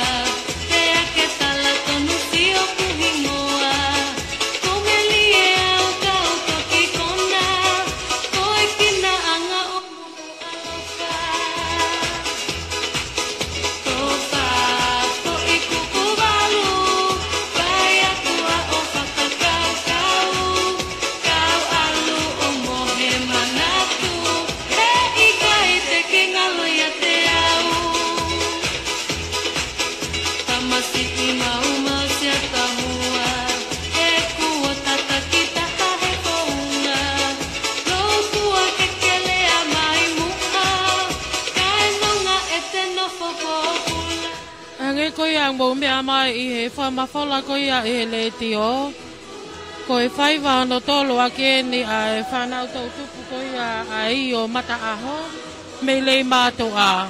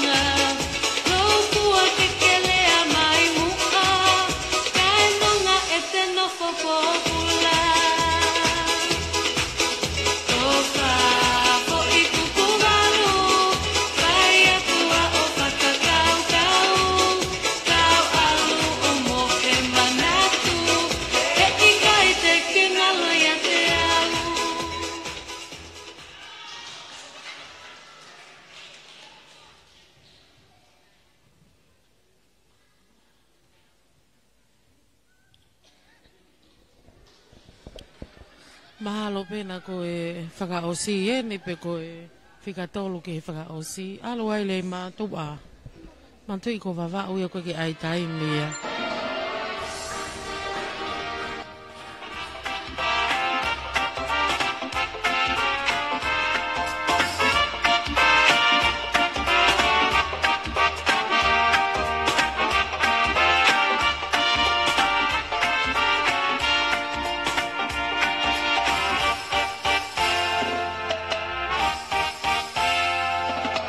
Oh, yeah, where I'm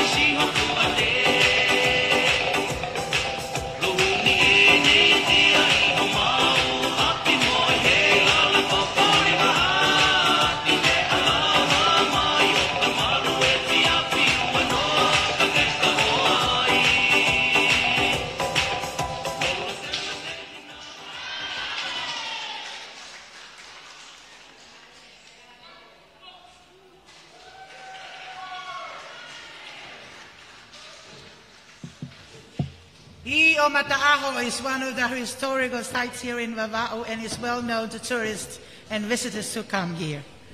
Koe whanau e ni mei he.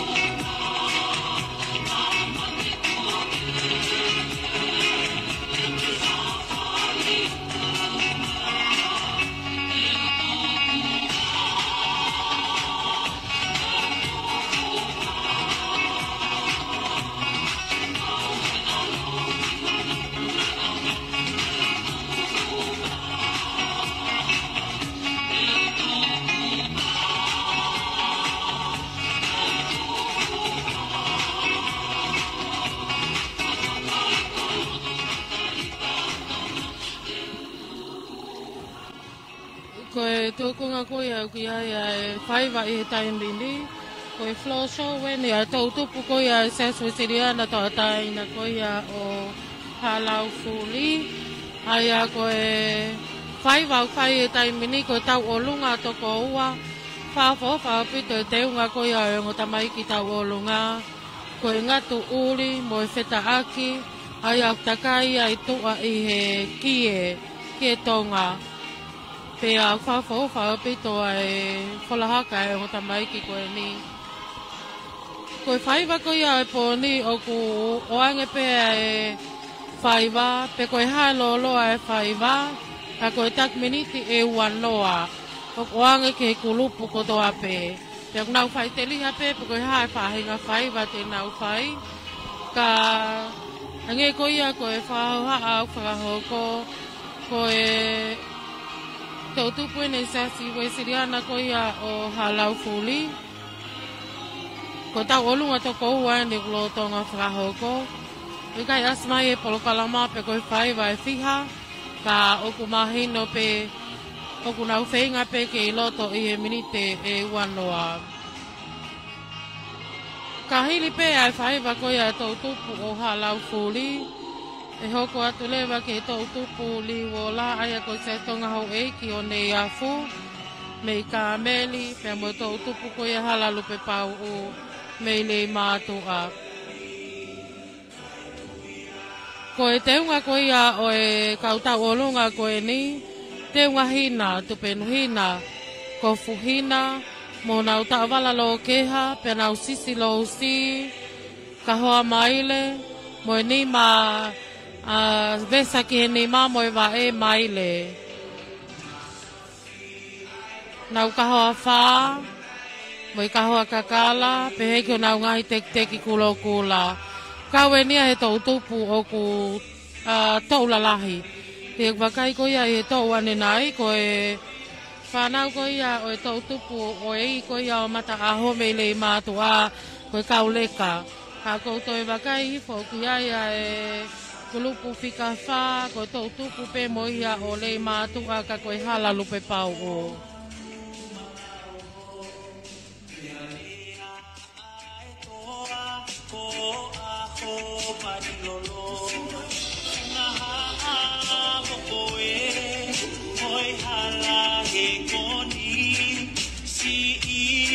Holy Cross, oh, he aye koti. Angite ahaka, oka oso e maahi, filohi pakatamai, kae tangi tangi,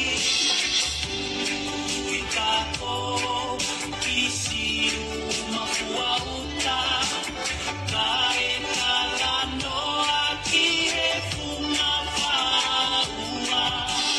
Toli ai kona ai fefine o la paha, kawani he au au oe mau mapa, ai hano sisi tui fio la makari, no no no lo no he fleso la ari, angite ahaka oka oso e maahi, filohi pakatamai, kae tangi tangi,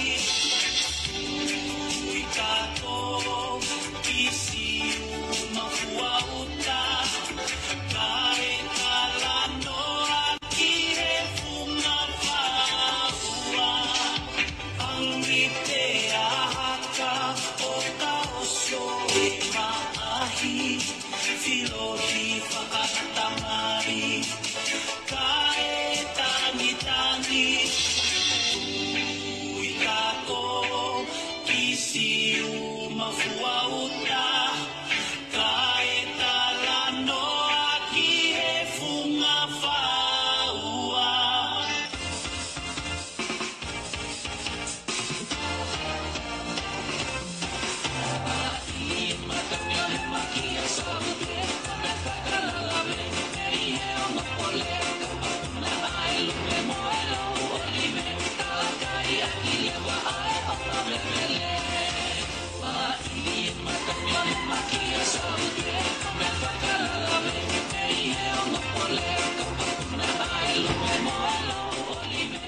Hange pe ka au hai pe funga Stacy a i he whakapatu ko ia e tau tupu ko ia halau kuri.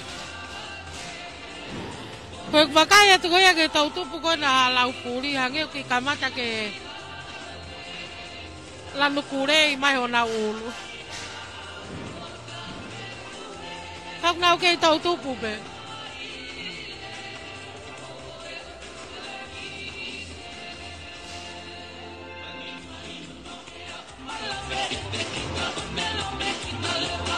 Mali e ato e haka ko ia e.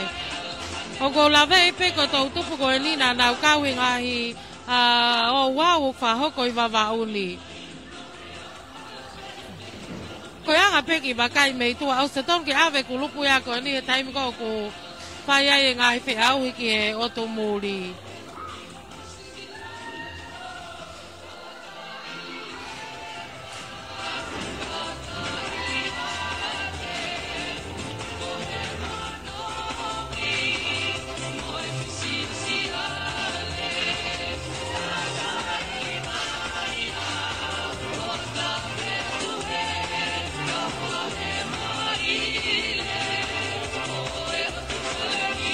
Ia whamalolo toho ngā ia koe uhi o ku kei mea peheni. Ai whakawhi whalanglangi e po kalama koe ni e koe eiki ko wana o wawau lo whatu lolo.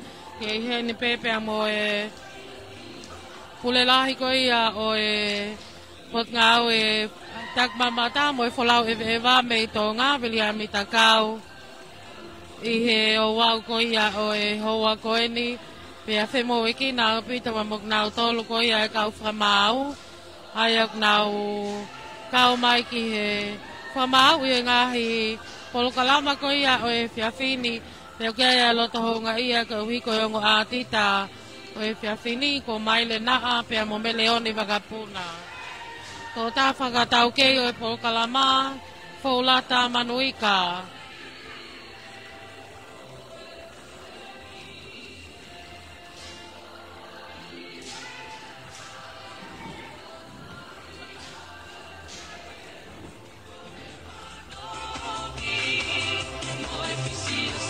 Kai layangi ko ia tau tupu ai hange ko kuki silo mai yang ai kulupu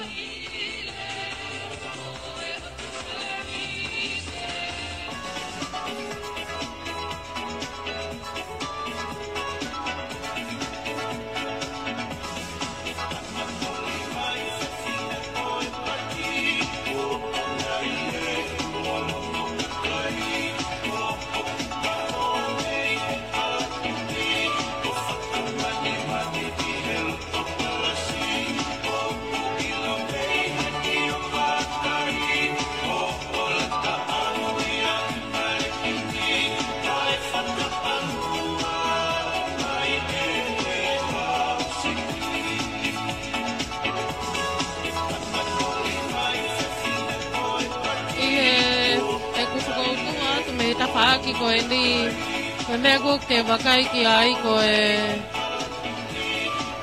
si ke ma wi ve ngai pa mo ki na to le ngai ma to a ke ngai te ngai na fa na we nga we la hi tu yo ngai ka kala pe mo hono ngai ko ya ngai te ngai ta olunga ko ta mai ki fe fine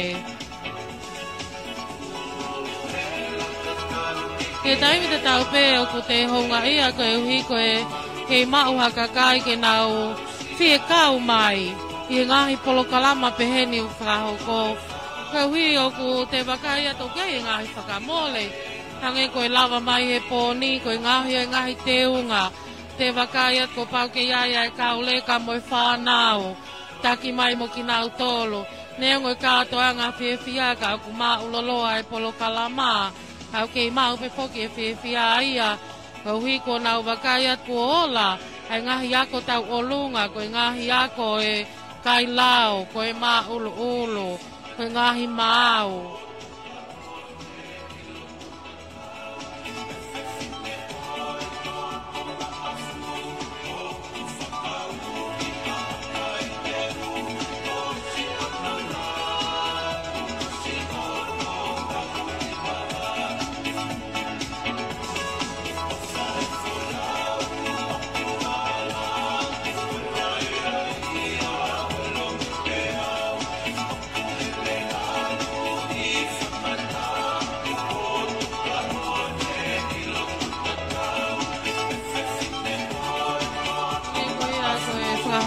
Mantui ko baba uya ko ke ai tai mia ne ngo pe mai mini te to uanoa ko uanoa pa baba u foki mali baba u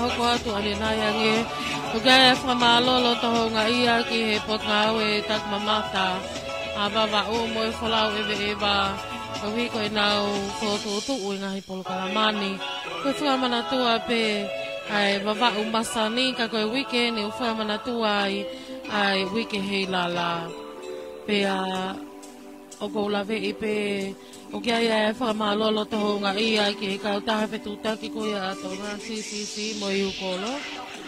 Kai hui ko nā o whakalawa ki e whakaata ai whakamawholahanga tonu e hoa koe ni i laini telefoni pe malawa o ngōna i a tāpape i tō ngāni mo i wahanoa.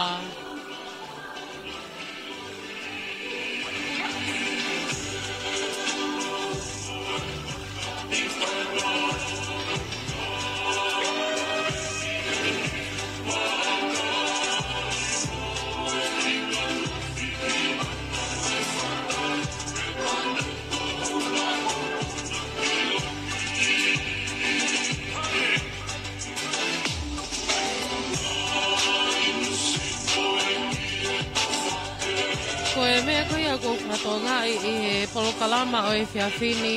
Ai alu pēa tai mi neongo o ko te wakai ato ko mōle ai talatuk whakaholo ia o e whaiwā.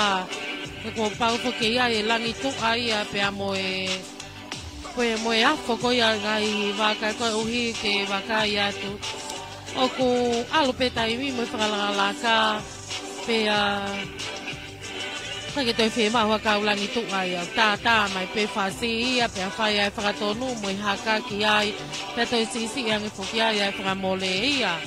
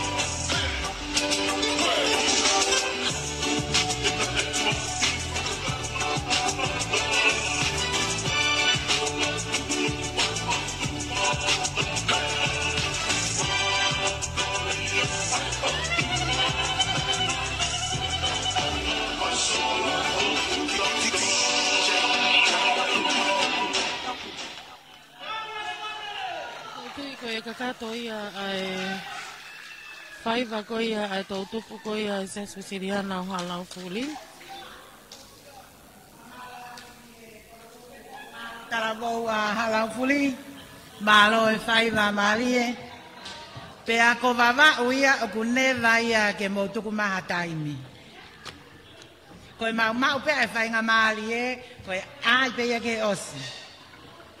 Whamalo atu ki e kulupu tau tupu, i he kau mai ki he polokalama o e whiawhini.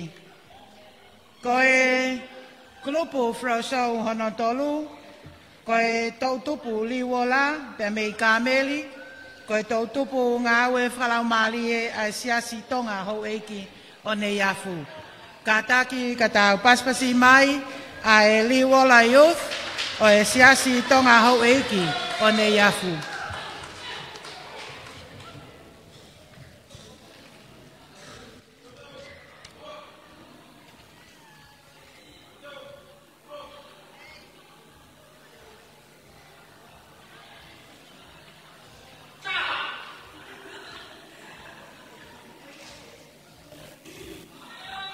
Hangi ko mo mea mai ki ai i he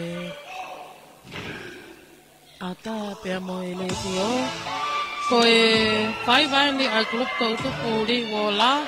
Ka ko e whanau ko i a sestonga ho eki o Kameli. Ko nau te unga ko e tupenu uli ki lalo. So te hina ki o lunga pia mo nau ngahi tau wala. Pia nau sisi lau si mo nau kahoa mai le. Tek tek hine hina.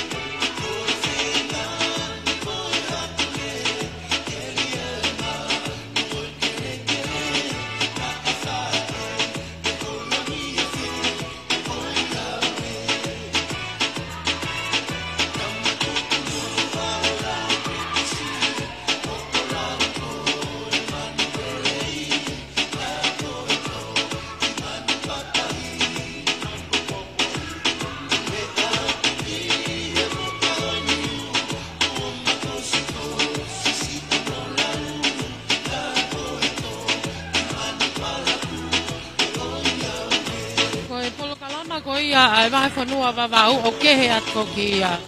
Koe polo kalama nia o e wawau masani. Te ku kau kia ia e flow show, koe tau olunga, koe lau mau. O koe polo kalama koe o e filimisi, tok whaia ki Septemba. Te ko lawe pe kuia ia ni ihi mo weke mai, koe wike he lala poke no wawau, kai kehe. Koe ngahi wha matala ia. Ko weekend ni ai lau mau mo flow show mo tau olunga. Tau tok ai e tau wike hei lala tau tolu Septemba. Ka wiki kulupu ko ni mau toko ono pe.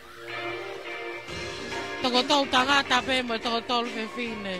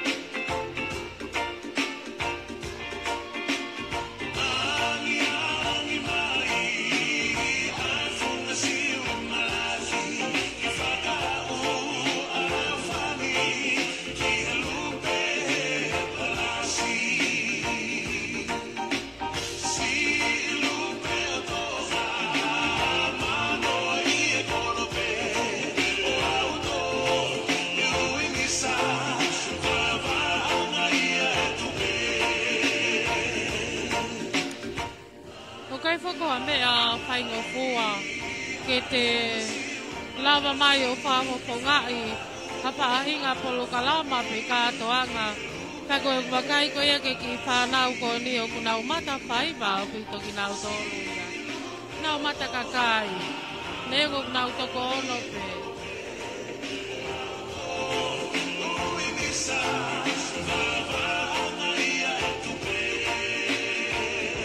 Ama ko ia ko mai ke te au. Kahiri pe tau tupu ko ni e whakaosi a kia tau tupu ko ia e halalu pe pau o meile mātou ape. Pe ko ene kakato ia e ngahi a whiauhi ko ia o e whiawhini. Aia ko to e miri te wani mai ni ke hongo fulu i he whiawhini.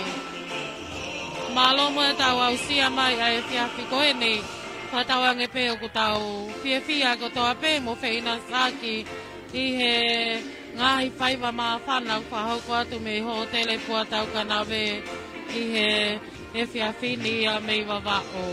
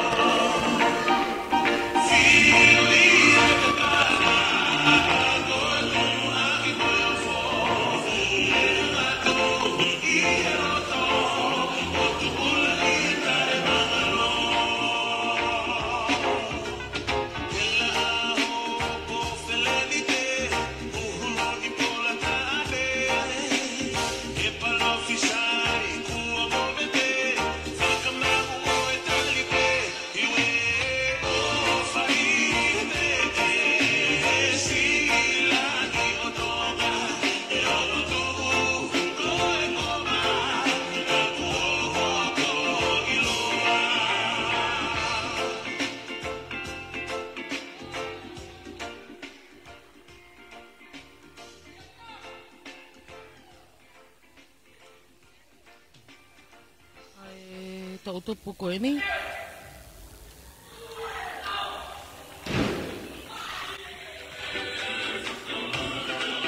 Koloa me kei sia ke ua nā mo vete.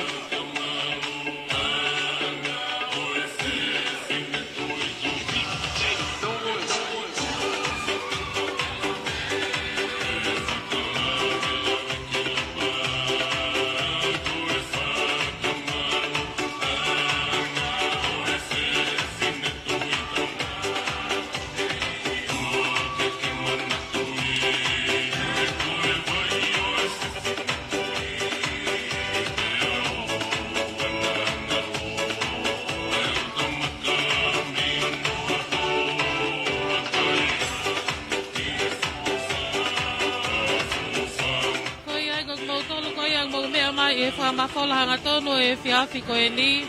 Koe hape au whahinga katoanga. Maulawa pe o whamafola atu he le te o tatau pe mo e Facebook a.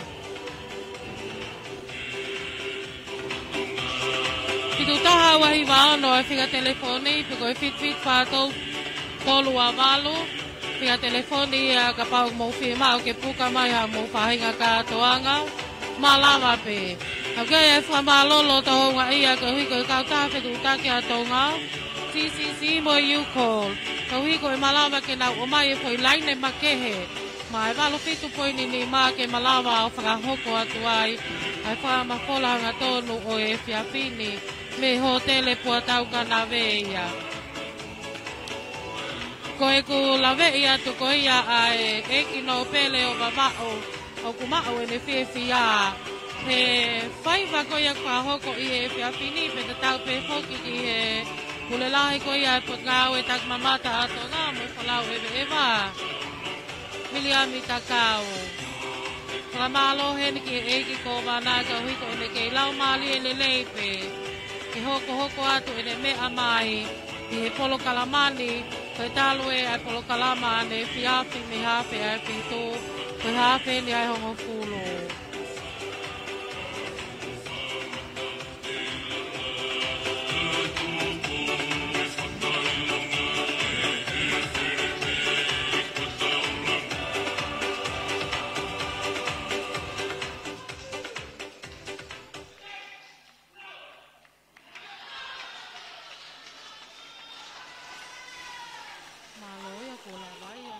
Hoko atu ke kulupaka o si. Mamalo atu ki he tautupu ngā oe wharamali e se astonga ho e ki o nei afu. I e lava e whakaari ko ia. Holo pe o mea whawharanglangi pe pe ki e CEO. Pe mo i kau whakawhe. Ko tā wa o mai eni ki he kulupu whakaosi. O e whiauhi flow show. Pe a ko mo i ngai whiauhi o e whiawhini. Aia o ko tāpuni ia e kulupu tautupu hala lupe pau o mei he hala mahano pia mei lei matua. Ka taki ka tau paspasi mai ai hala lupe pau o youth mei lei matua.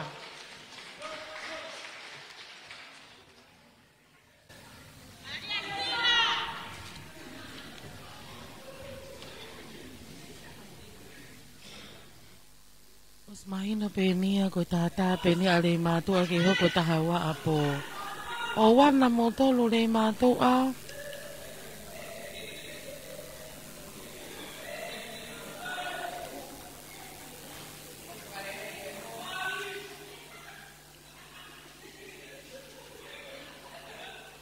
Ama ele ko kau whakakai po ni ko pehe ko talu e whakakai.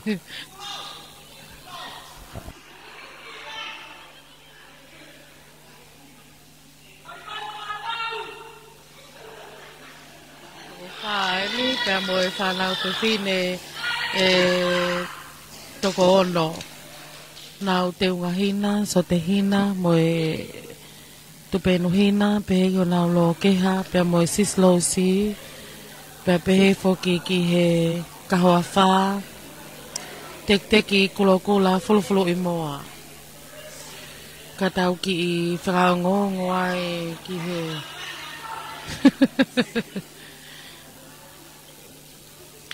Mo mea mai pe i he ata, pe mo tolo ko yang mea mai i he le te o ke toko lahi atu pe si ngahi mātua pe ke tek nau tolo kau whamau, mok nau tolo a kau pou ko ia ki he ti auhi o e whiawhini me he hotele pua tau kana veia. Tāwhaka o sieni o e polokalama e whiawhini ko tau tupu ko ia ngala lipe pau ume le mātua.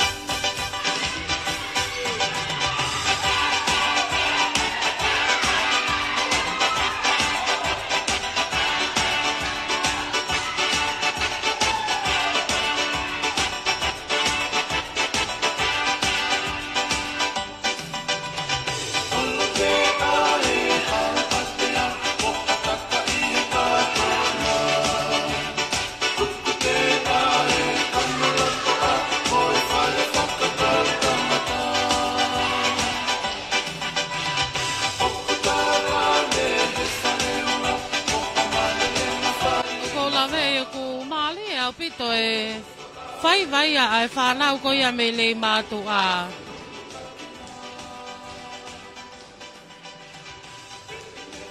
Nau mata whai wau pito nau tolo ia.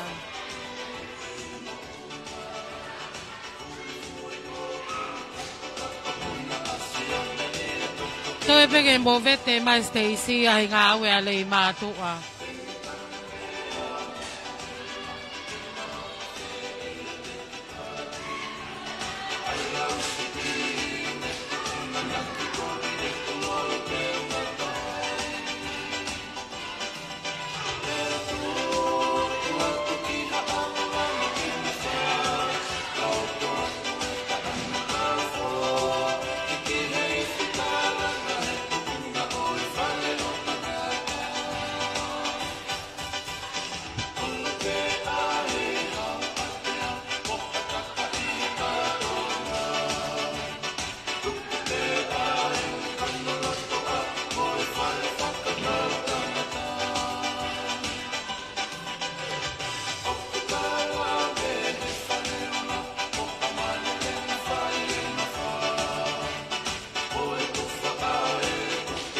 Koe anga pēa ko ki wakaia ako ia e whiawhini.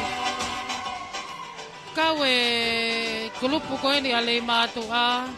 Pea moe kau flow show koe ia ha lau furi. Tō atu, mata whaiva. Mālohi atu e nau whakapatu mo nau whakatau pasi.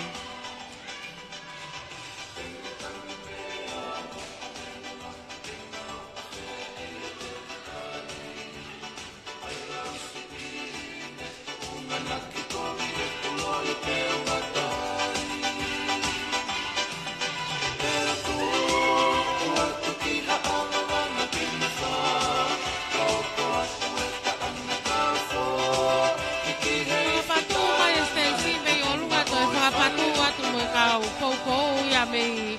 lalo me he kaupoupo.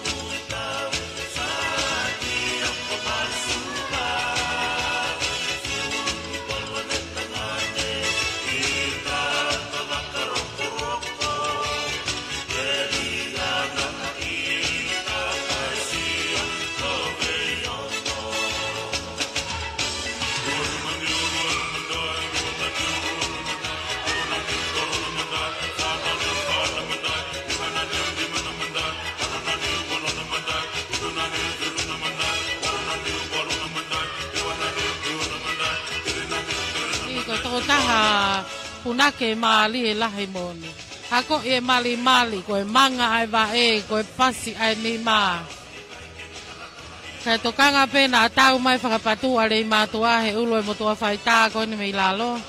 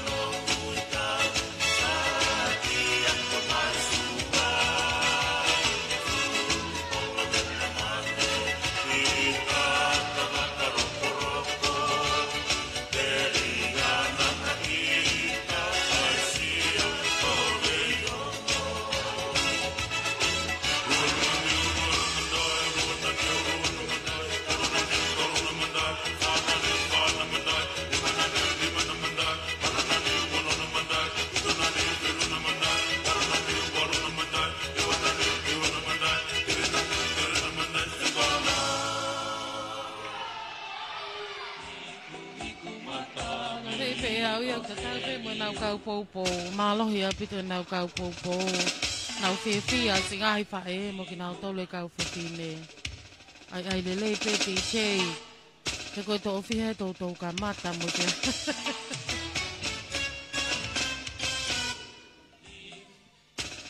Kako pehea ti chei.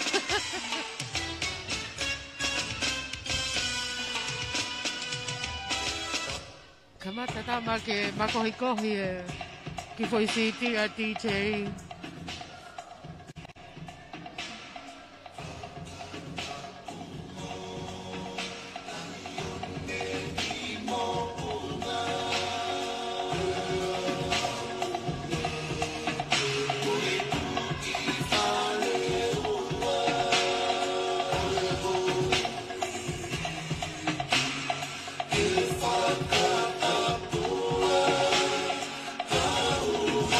La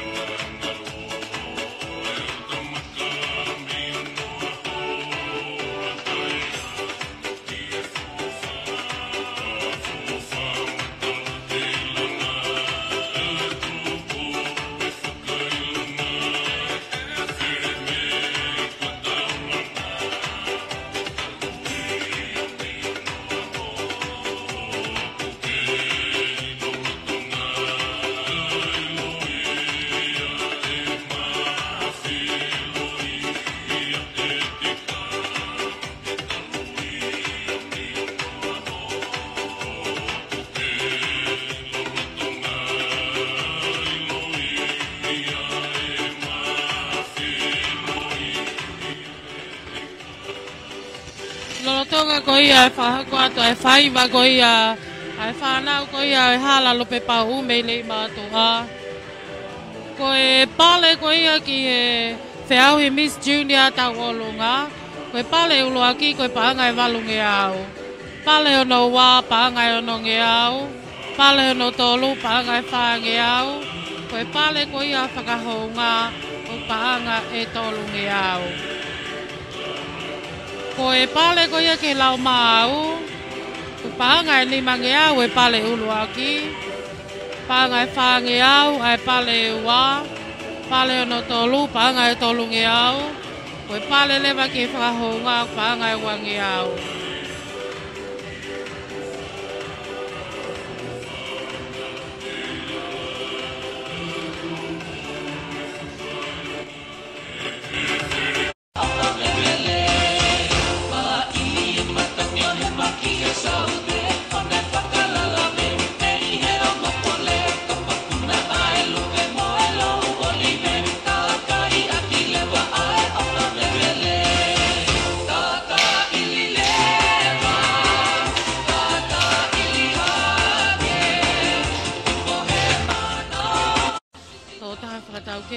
Kalama ko ni pe ko MC ko ia e po kalama ko lata manuika.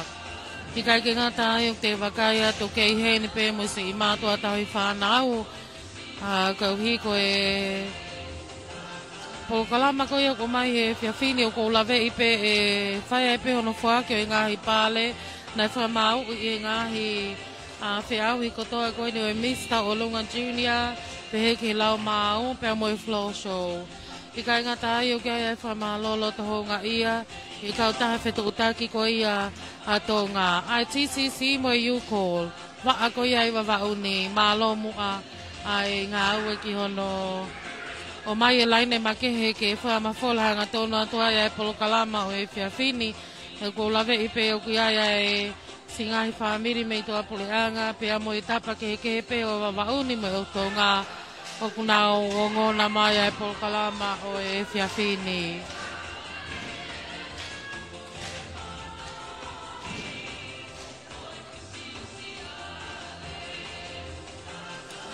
Ko e ku lawe i ko ia ai tautupu ko e ni me i le mātua. Ko e whanau tangata e ni unau lolotonga wholahaka i e taimini. Hanga te au na nau raki ako kakaniu ki nau tolu ia. E anga e puna ho nau whanki iwa e mo anga ko ia tonu ho nau sino.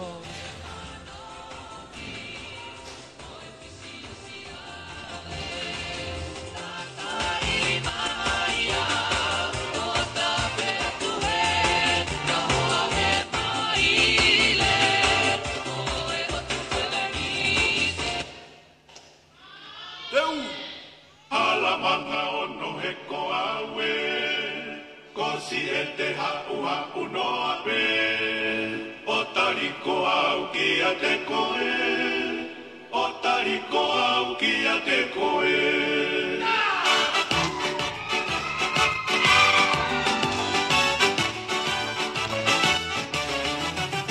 Alamanga ono heko awe Kosi e te hau no ape O tariko au ki a te koe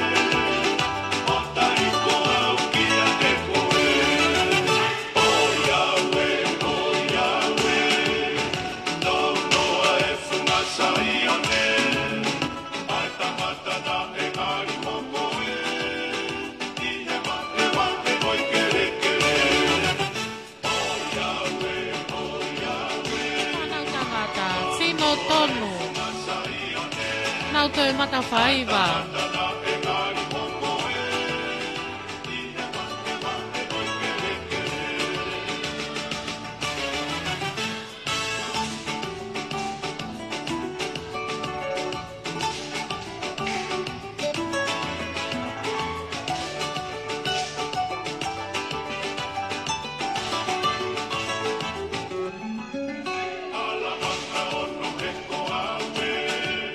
Kosi e te hau no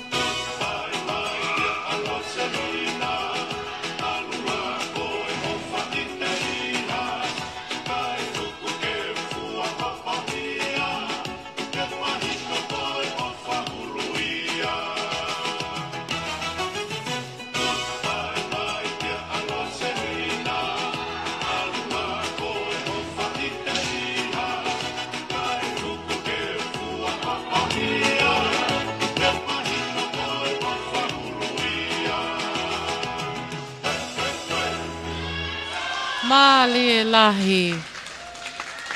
Tō ato.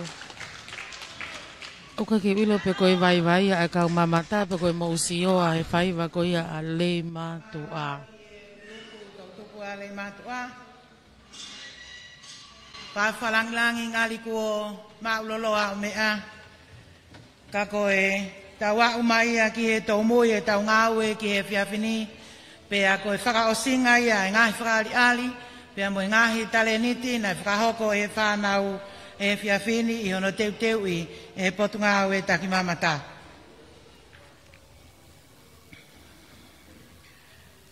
Kou lorotonga e ngau e kau whamau, o kou whakawhi heni a e pule lahi o e potunga o e, kene whahoko atu a e tau lea whamalo, pe toki hoko ki e whaki pale. Now I would like to call upon the Chief Executive Officer for Ministry of Tourism, Mr. Vriami Takau, to deliver the vote of thanks followed by the awards presentation. Ka taki ka tau tari ai tare kita o taki mamata.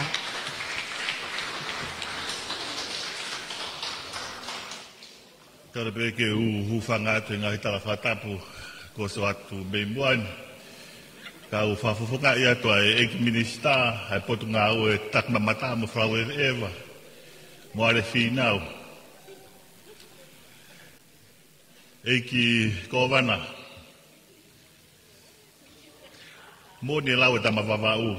Koe misin tāpa anga uki wawau ni. Ku whanongo peke lau mau e whanau. Tala noa tāpa anga te. Taru ki heni he toko naki. Fulau moi koe mui fulau e eki prinis kalau ni. Tama prinis kalau ni pa mo prinsesi. Ki mua pok fulau na ulere ki ukloki ki utoko mai passport wawau. E ko whanongo e kamata hono sivi e passporti ma wakapuna. Pe ko kau sitsen wawau pe e tari ke o mai ki wawau. Pe ko ki motua wawau pe ni. Lere mai me kolo whahola. E talo ki heni mo whanongo pe ke ngahi rea utaka he whunuan. Ngahi rea ko whaasio whakukolo i pe interneti. Pe ko sio ka ngahi rea tatau pe tua pureanga. Pe ko whanongo ka ngahi rea pe nia. Na e kamata me wawau. Ufanongo pe herere ma unga hipokala ma tau me weekendi ngahi rea whapitania only in wawau. O te whanongo ke rea kane only in takoe na kamata me wawau. Pe me rea ta when in wawau tu at wawau en so ko i wawau pe ke whai me tangata wawau bo tanga whewhine wawau pe ko mea kao si ko rea ta ko mafatua pe va u whamomoko toenga tonga ekia, When Vava'u sneezes, the rest of Tongatapu catches a cold. Age, ko maumui fora mai he tamapirinisi, ko mao mai o whakailongai. Ai aho atakai mo hopoki ai programa atakai I heni I Vava'u lahi. Te akumoni ai tufa nau me tare niti ai ki ka tufa maha whonua whakaofa o mai hono atakai whakaofa. O mai mo hono kakai o toi whakaofa ange. O mai mo tare niti maha tau whanau ani o tau mamata ki ai he pōni. Tare niti le rei au pito whanau. Ko e potu ngau e ki anga whakawhonua mo talatu whakaholo o ki he malu ia ai taki mamata. Ko ngahi mea mahu inga nia o fie mau ke whakatoronga mo puke puke. Ko tare niti ha tau whunua ko koloa ia o tuku mai aki. Ke whakawhai ke he ia ki tau tolu me toenga ngahi o moto e Pasifiki. Pea o toi hake eni ai tau ngau e whakasetuata. Ko ki tau tolu o kia ho tau whatongi a whakasetuata. Setuata ki he whunuane, setuata ki atakai, Ia mo tau ngā whakase tuata ki ho tau whānau. Ko tau iheni ke ohi hake, ke au sia he whānau, ai tau mua o kuange ki nau tolu eiki, mo nau ngā ki rerei e nau tare niti mo mea ofa o kuange ki nau tolu. Ko ia yu kua kua whamalo lahi atu e kowana. Whamalo ki he whaiwhekau, whamalo ki he kau whakamau he whiawhini. Te wata whamalo lahi aten ki he ngahi mātua, Malo e tau whanau rei, o tau mamata pe ai he pon, whamalo atu. Pea kou o atu he whakao set pen, o atu whakawhia taki moutoro. Ko ilo peo ka ke whahamiku whea hui misi e tau ne tok whaia i September. Ka opu e pisi lolo tonga ko e misi mawau, ko tau misi heilara. Ka whia atu ke moulawan ki tonga eiki, he ahua whitua sune, ke aho nima o siulai ke tau whakawhia i mo katoa nga ia ia misi heilara. Ko whanonga tu pehe siha ke interneti, toko whaama misi ia haapai. Ko pehen, e toko nima nge maho pe toko hongo fuluanga wawa uia ki tonga tapu, O ata whakawhia taki moto mua maa poupou i, tau whawhia ia aolo i tau tamatui, he koe kātoanga heilala, koe kātoanga ko whawhia i pe aolo i tau tamatui, ka koe kātoanga whakatakmamata, pe koe kātoanga whakafonua ia. O ata awhalahe pe motou, tau kore pe ke tau paspasi mua tau maha tau paspasi tolu tau rak paspasi ma e whawhalang lagi. Te pasi o meua ma tau whakamau. Paspasi whakaosi ma tau whanau. O ta awhalahi a te motou, lewe whauha kau tatau atu. Malo.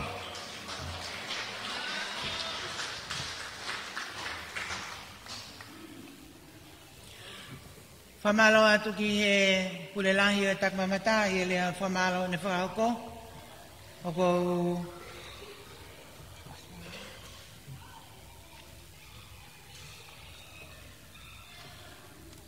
Kua mau mai e ngawe ai rongo atita pea mo e kau whamau.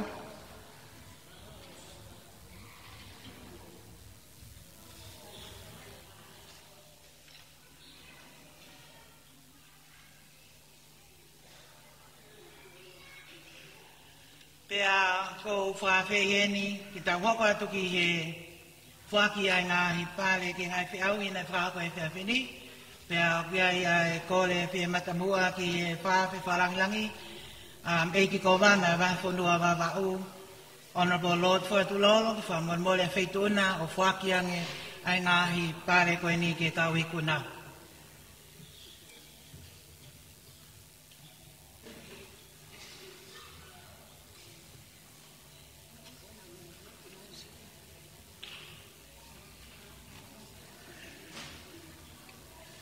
Kataki koe whakahoko atu pe e kau ikuna, pea ke lava mai lewa o mahu atu ho pare.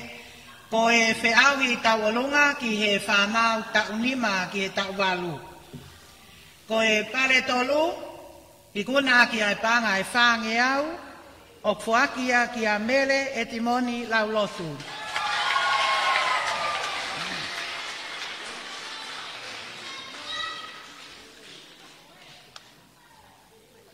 Paspasi mai e ki tahine koe ni. Koe pale ua, i kuna ki ai paanga e ononge au, o fuakia ki a paame he lotu nai toko.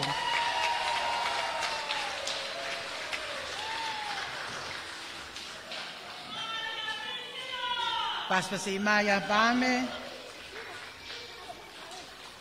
Pea koe i kuna o e whiau himis tau olunga ki he tau nima, ki he tau walu, i kuna ki ai paanga e walu nge au, o fuakia ki a mere tauwha pisila tae junior kamale.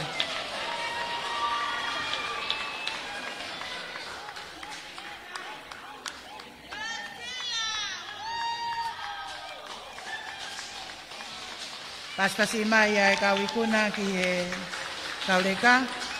Koe tau hiva ki he tau tawha. Koe tolu, ikuna ki ai panga e whange au, o fuakia ki a Susana Feletti.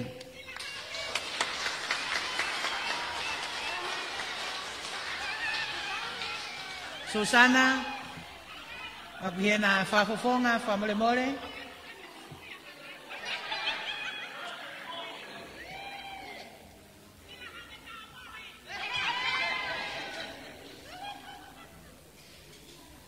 Paspasi mai koe tolu eni, Susana Feletti. Koe pare wā, I kuna kia paanga e ono nge au, o kuakia kia meleane mo unga he langi.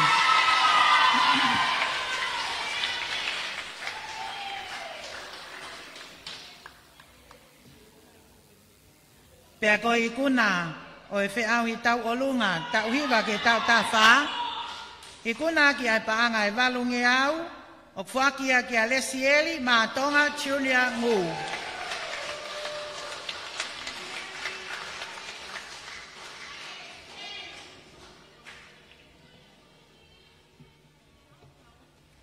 Paspasi mai a lesieli, koe pare uruaki. Koe tā utaha nima ki e taha fitu, koe tolu, I kuna ki ai paanga e whange au, o kuakia ki a Teresa Lotu.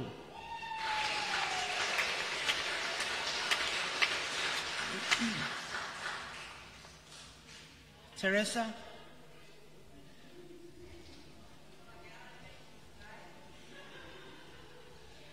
Paspasi mai.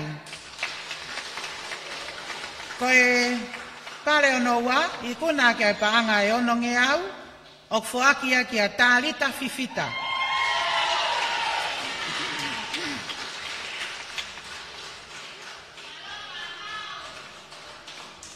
Pea koe kapiteni, koe uluaki I he whiaui tau alunga. Tau tanima ke ta fitu, I kuna ke panga e walunge au, o fuakia ki a mele halahuni.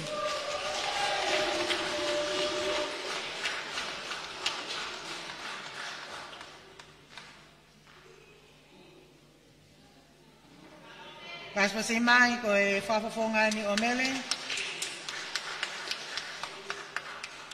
Pea, oku iai pepea mo e whangaki whakahaunga Constellation Cash Prizes, tak paanga e tolungi au.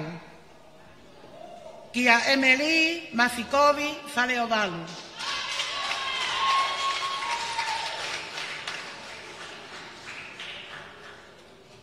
Pea mo e paanga e tolungi au, kia Siulolo Vao Sela Elisabesi Leakona.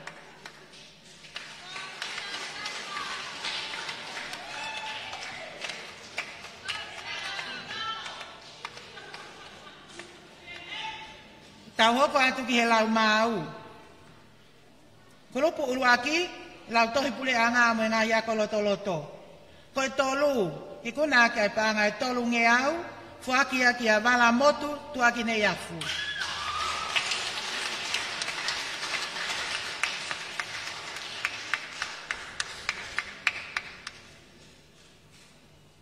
Paspasi mai, koe tolu wen.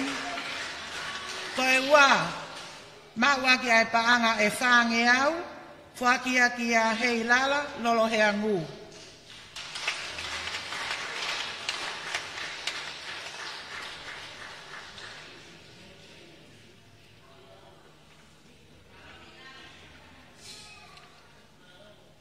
Pea koe uluaki I he lau mau ai kalasiko e ni, maua ki ai paanga e ni mange au, o fuakia ki a Selina Mele Pusiaki Faiva.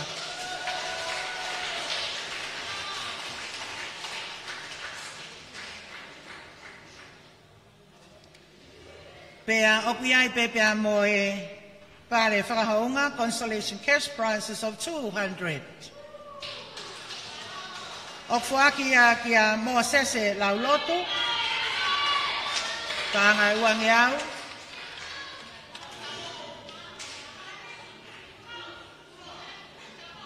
Pea mo Susana Feleti paanga uangi au.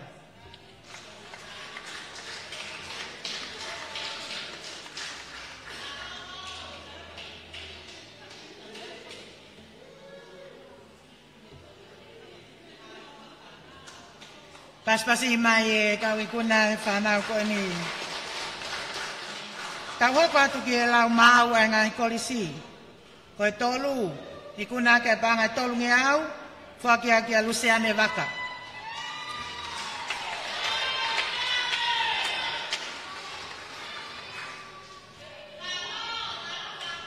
Ko e ua, I kuna ke panga e whange au, o whakia ke Riela Faiva.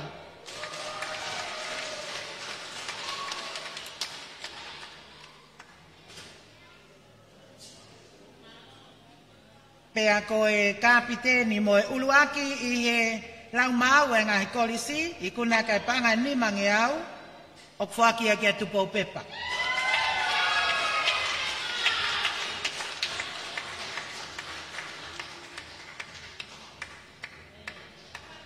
Pea o kuiai pepea mo e whakahaunga, I he kulupu lau mau koe ni, paanga e wangi au, o whakia kia Winnie Taleni Junior Feletti.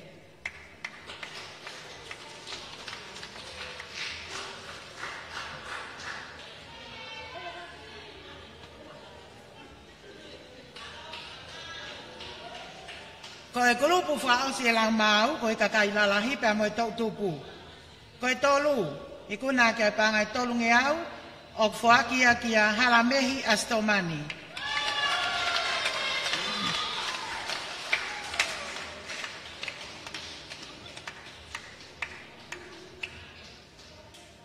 Pas mai, koe ua, I kuna ki ai paanga e whaange au, o whakia ki a Melerini tupoi waha.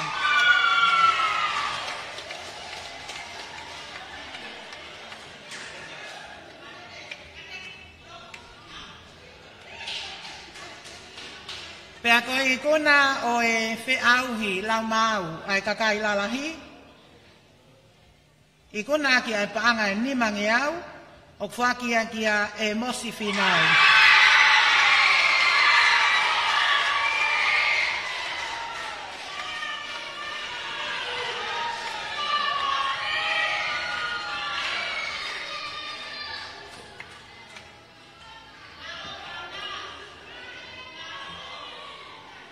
O kui ai pepea mo e whakahaunga.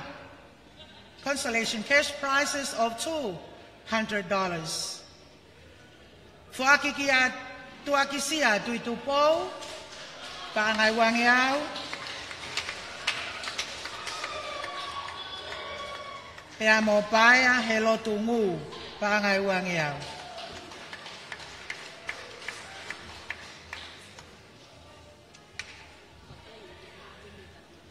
Koe ki whakameite koe na e lau mau kia ia tei talakai, whahoko mai e taunga wetei, toki lawangi ki ofisi a Bongpo.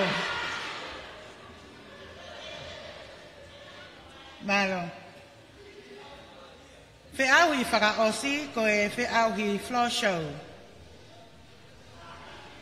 Pare tolu, maua ke paangai walunge au, Whakia ke tau tupu I o mata aho.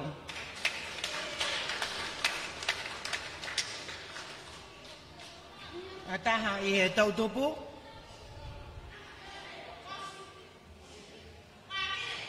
Paspasi mai koe tolu eni.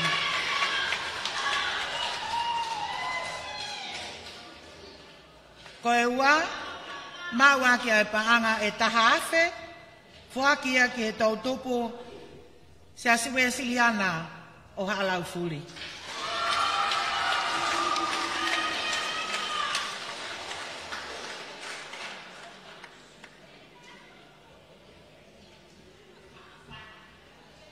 Paspasi mai. Pea ko I kuna o e whiauhi floor show ki e whiawhini, I kuna ki ai paanga e taha afe ni mangi au, o ku mauia e tau tupu hala lupe pau u.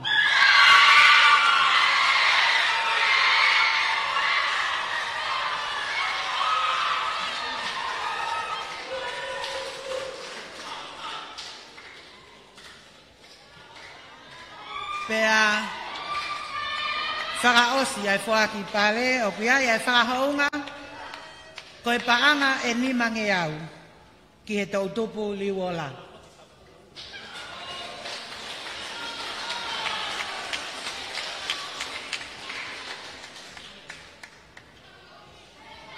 Tau tupu liwola se stonga hou eiki o ne iafu.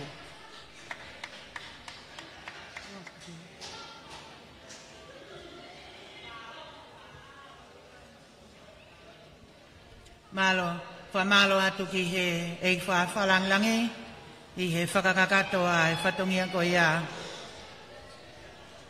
Tau toi oangi ha paspas ma ke he ma ai kawi kuna o e whiawhini.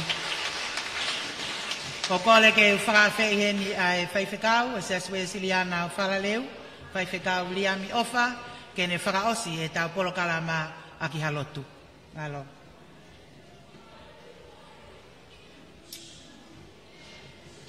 E tau lotu, e toa mafi, maulunu mai ke watua e whamalo pe mo e whawhita.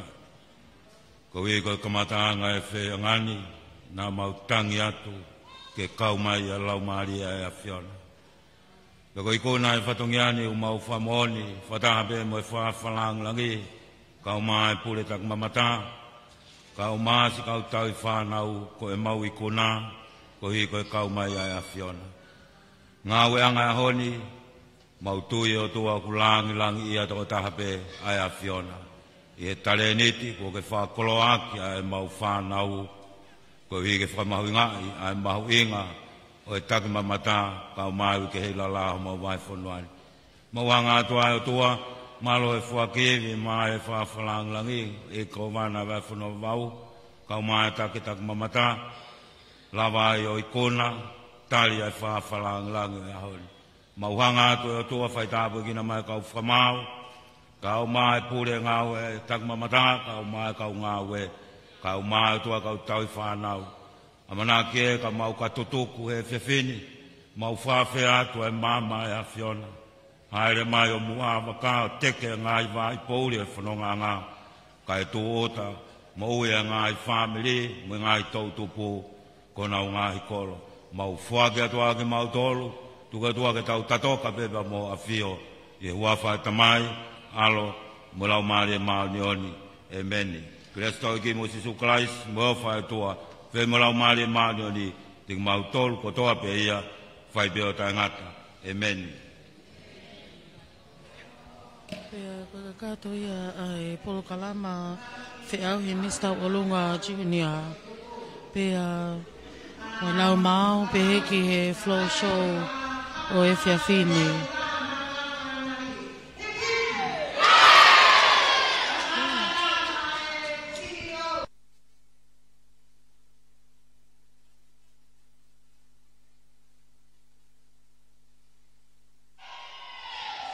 Kore atu ke mo lawa ke ki olunga, ke me atu ai whawhalangi ka tau toki matu.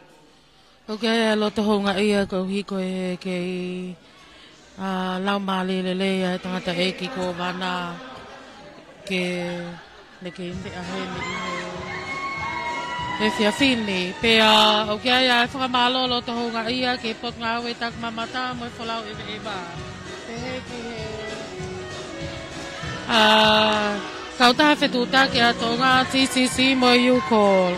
O hiko e nau o mai e foi laine makehe ke malawa whahoko atua ia e whamawhola o e whiawhini me hotele puatau kana veia. Ko ngai whakama apo e ne o atu pea me he komiti ko ia ne nau toka ngai kina a e o wau e whiawhi ko eni. Nau kia e whakama alo mo loto honga ia ta te mo tolko toa pena mo mea mai e ngalo o pe pea mo leti o mau tatau atu ai pehe. Mei he e whaema walfitu poini ni mā, mei he hotele puatau kanave ia i e whiawhini. Mataele toke te vita Filipe ko au e la toke toa o whātu.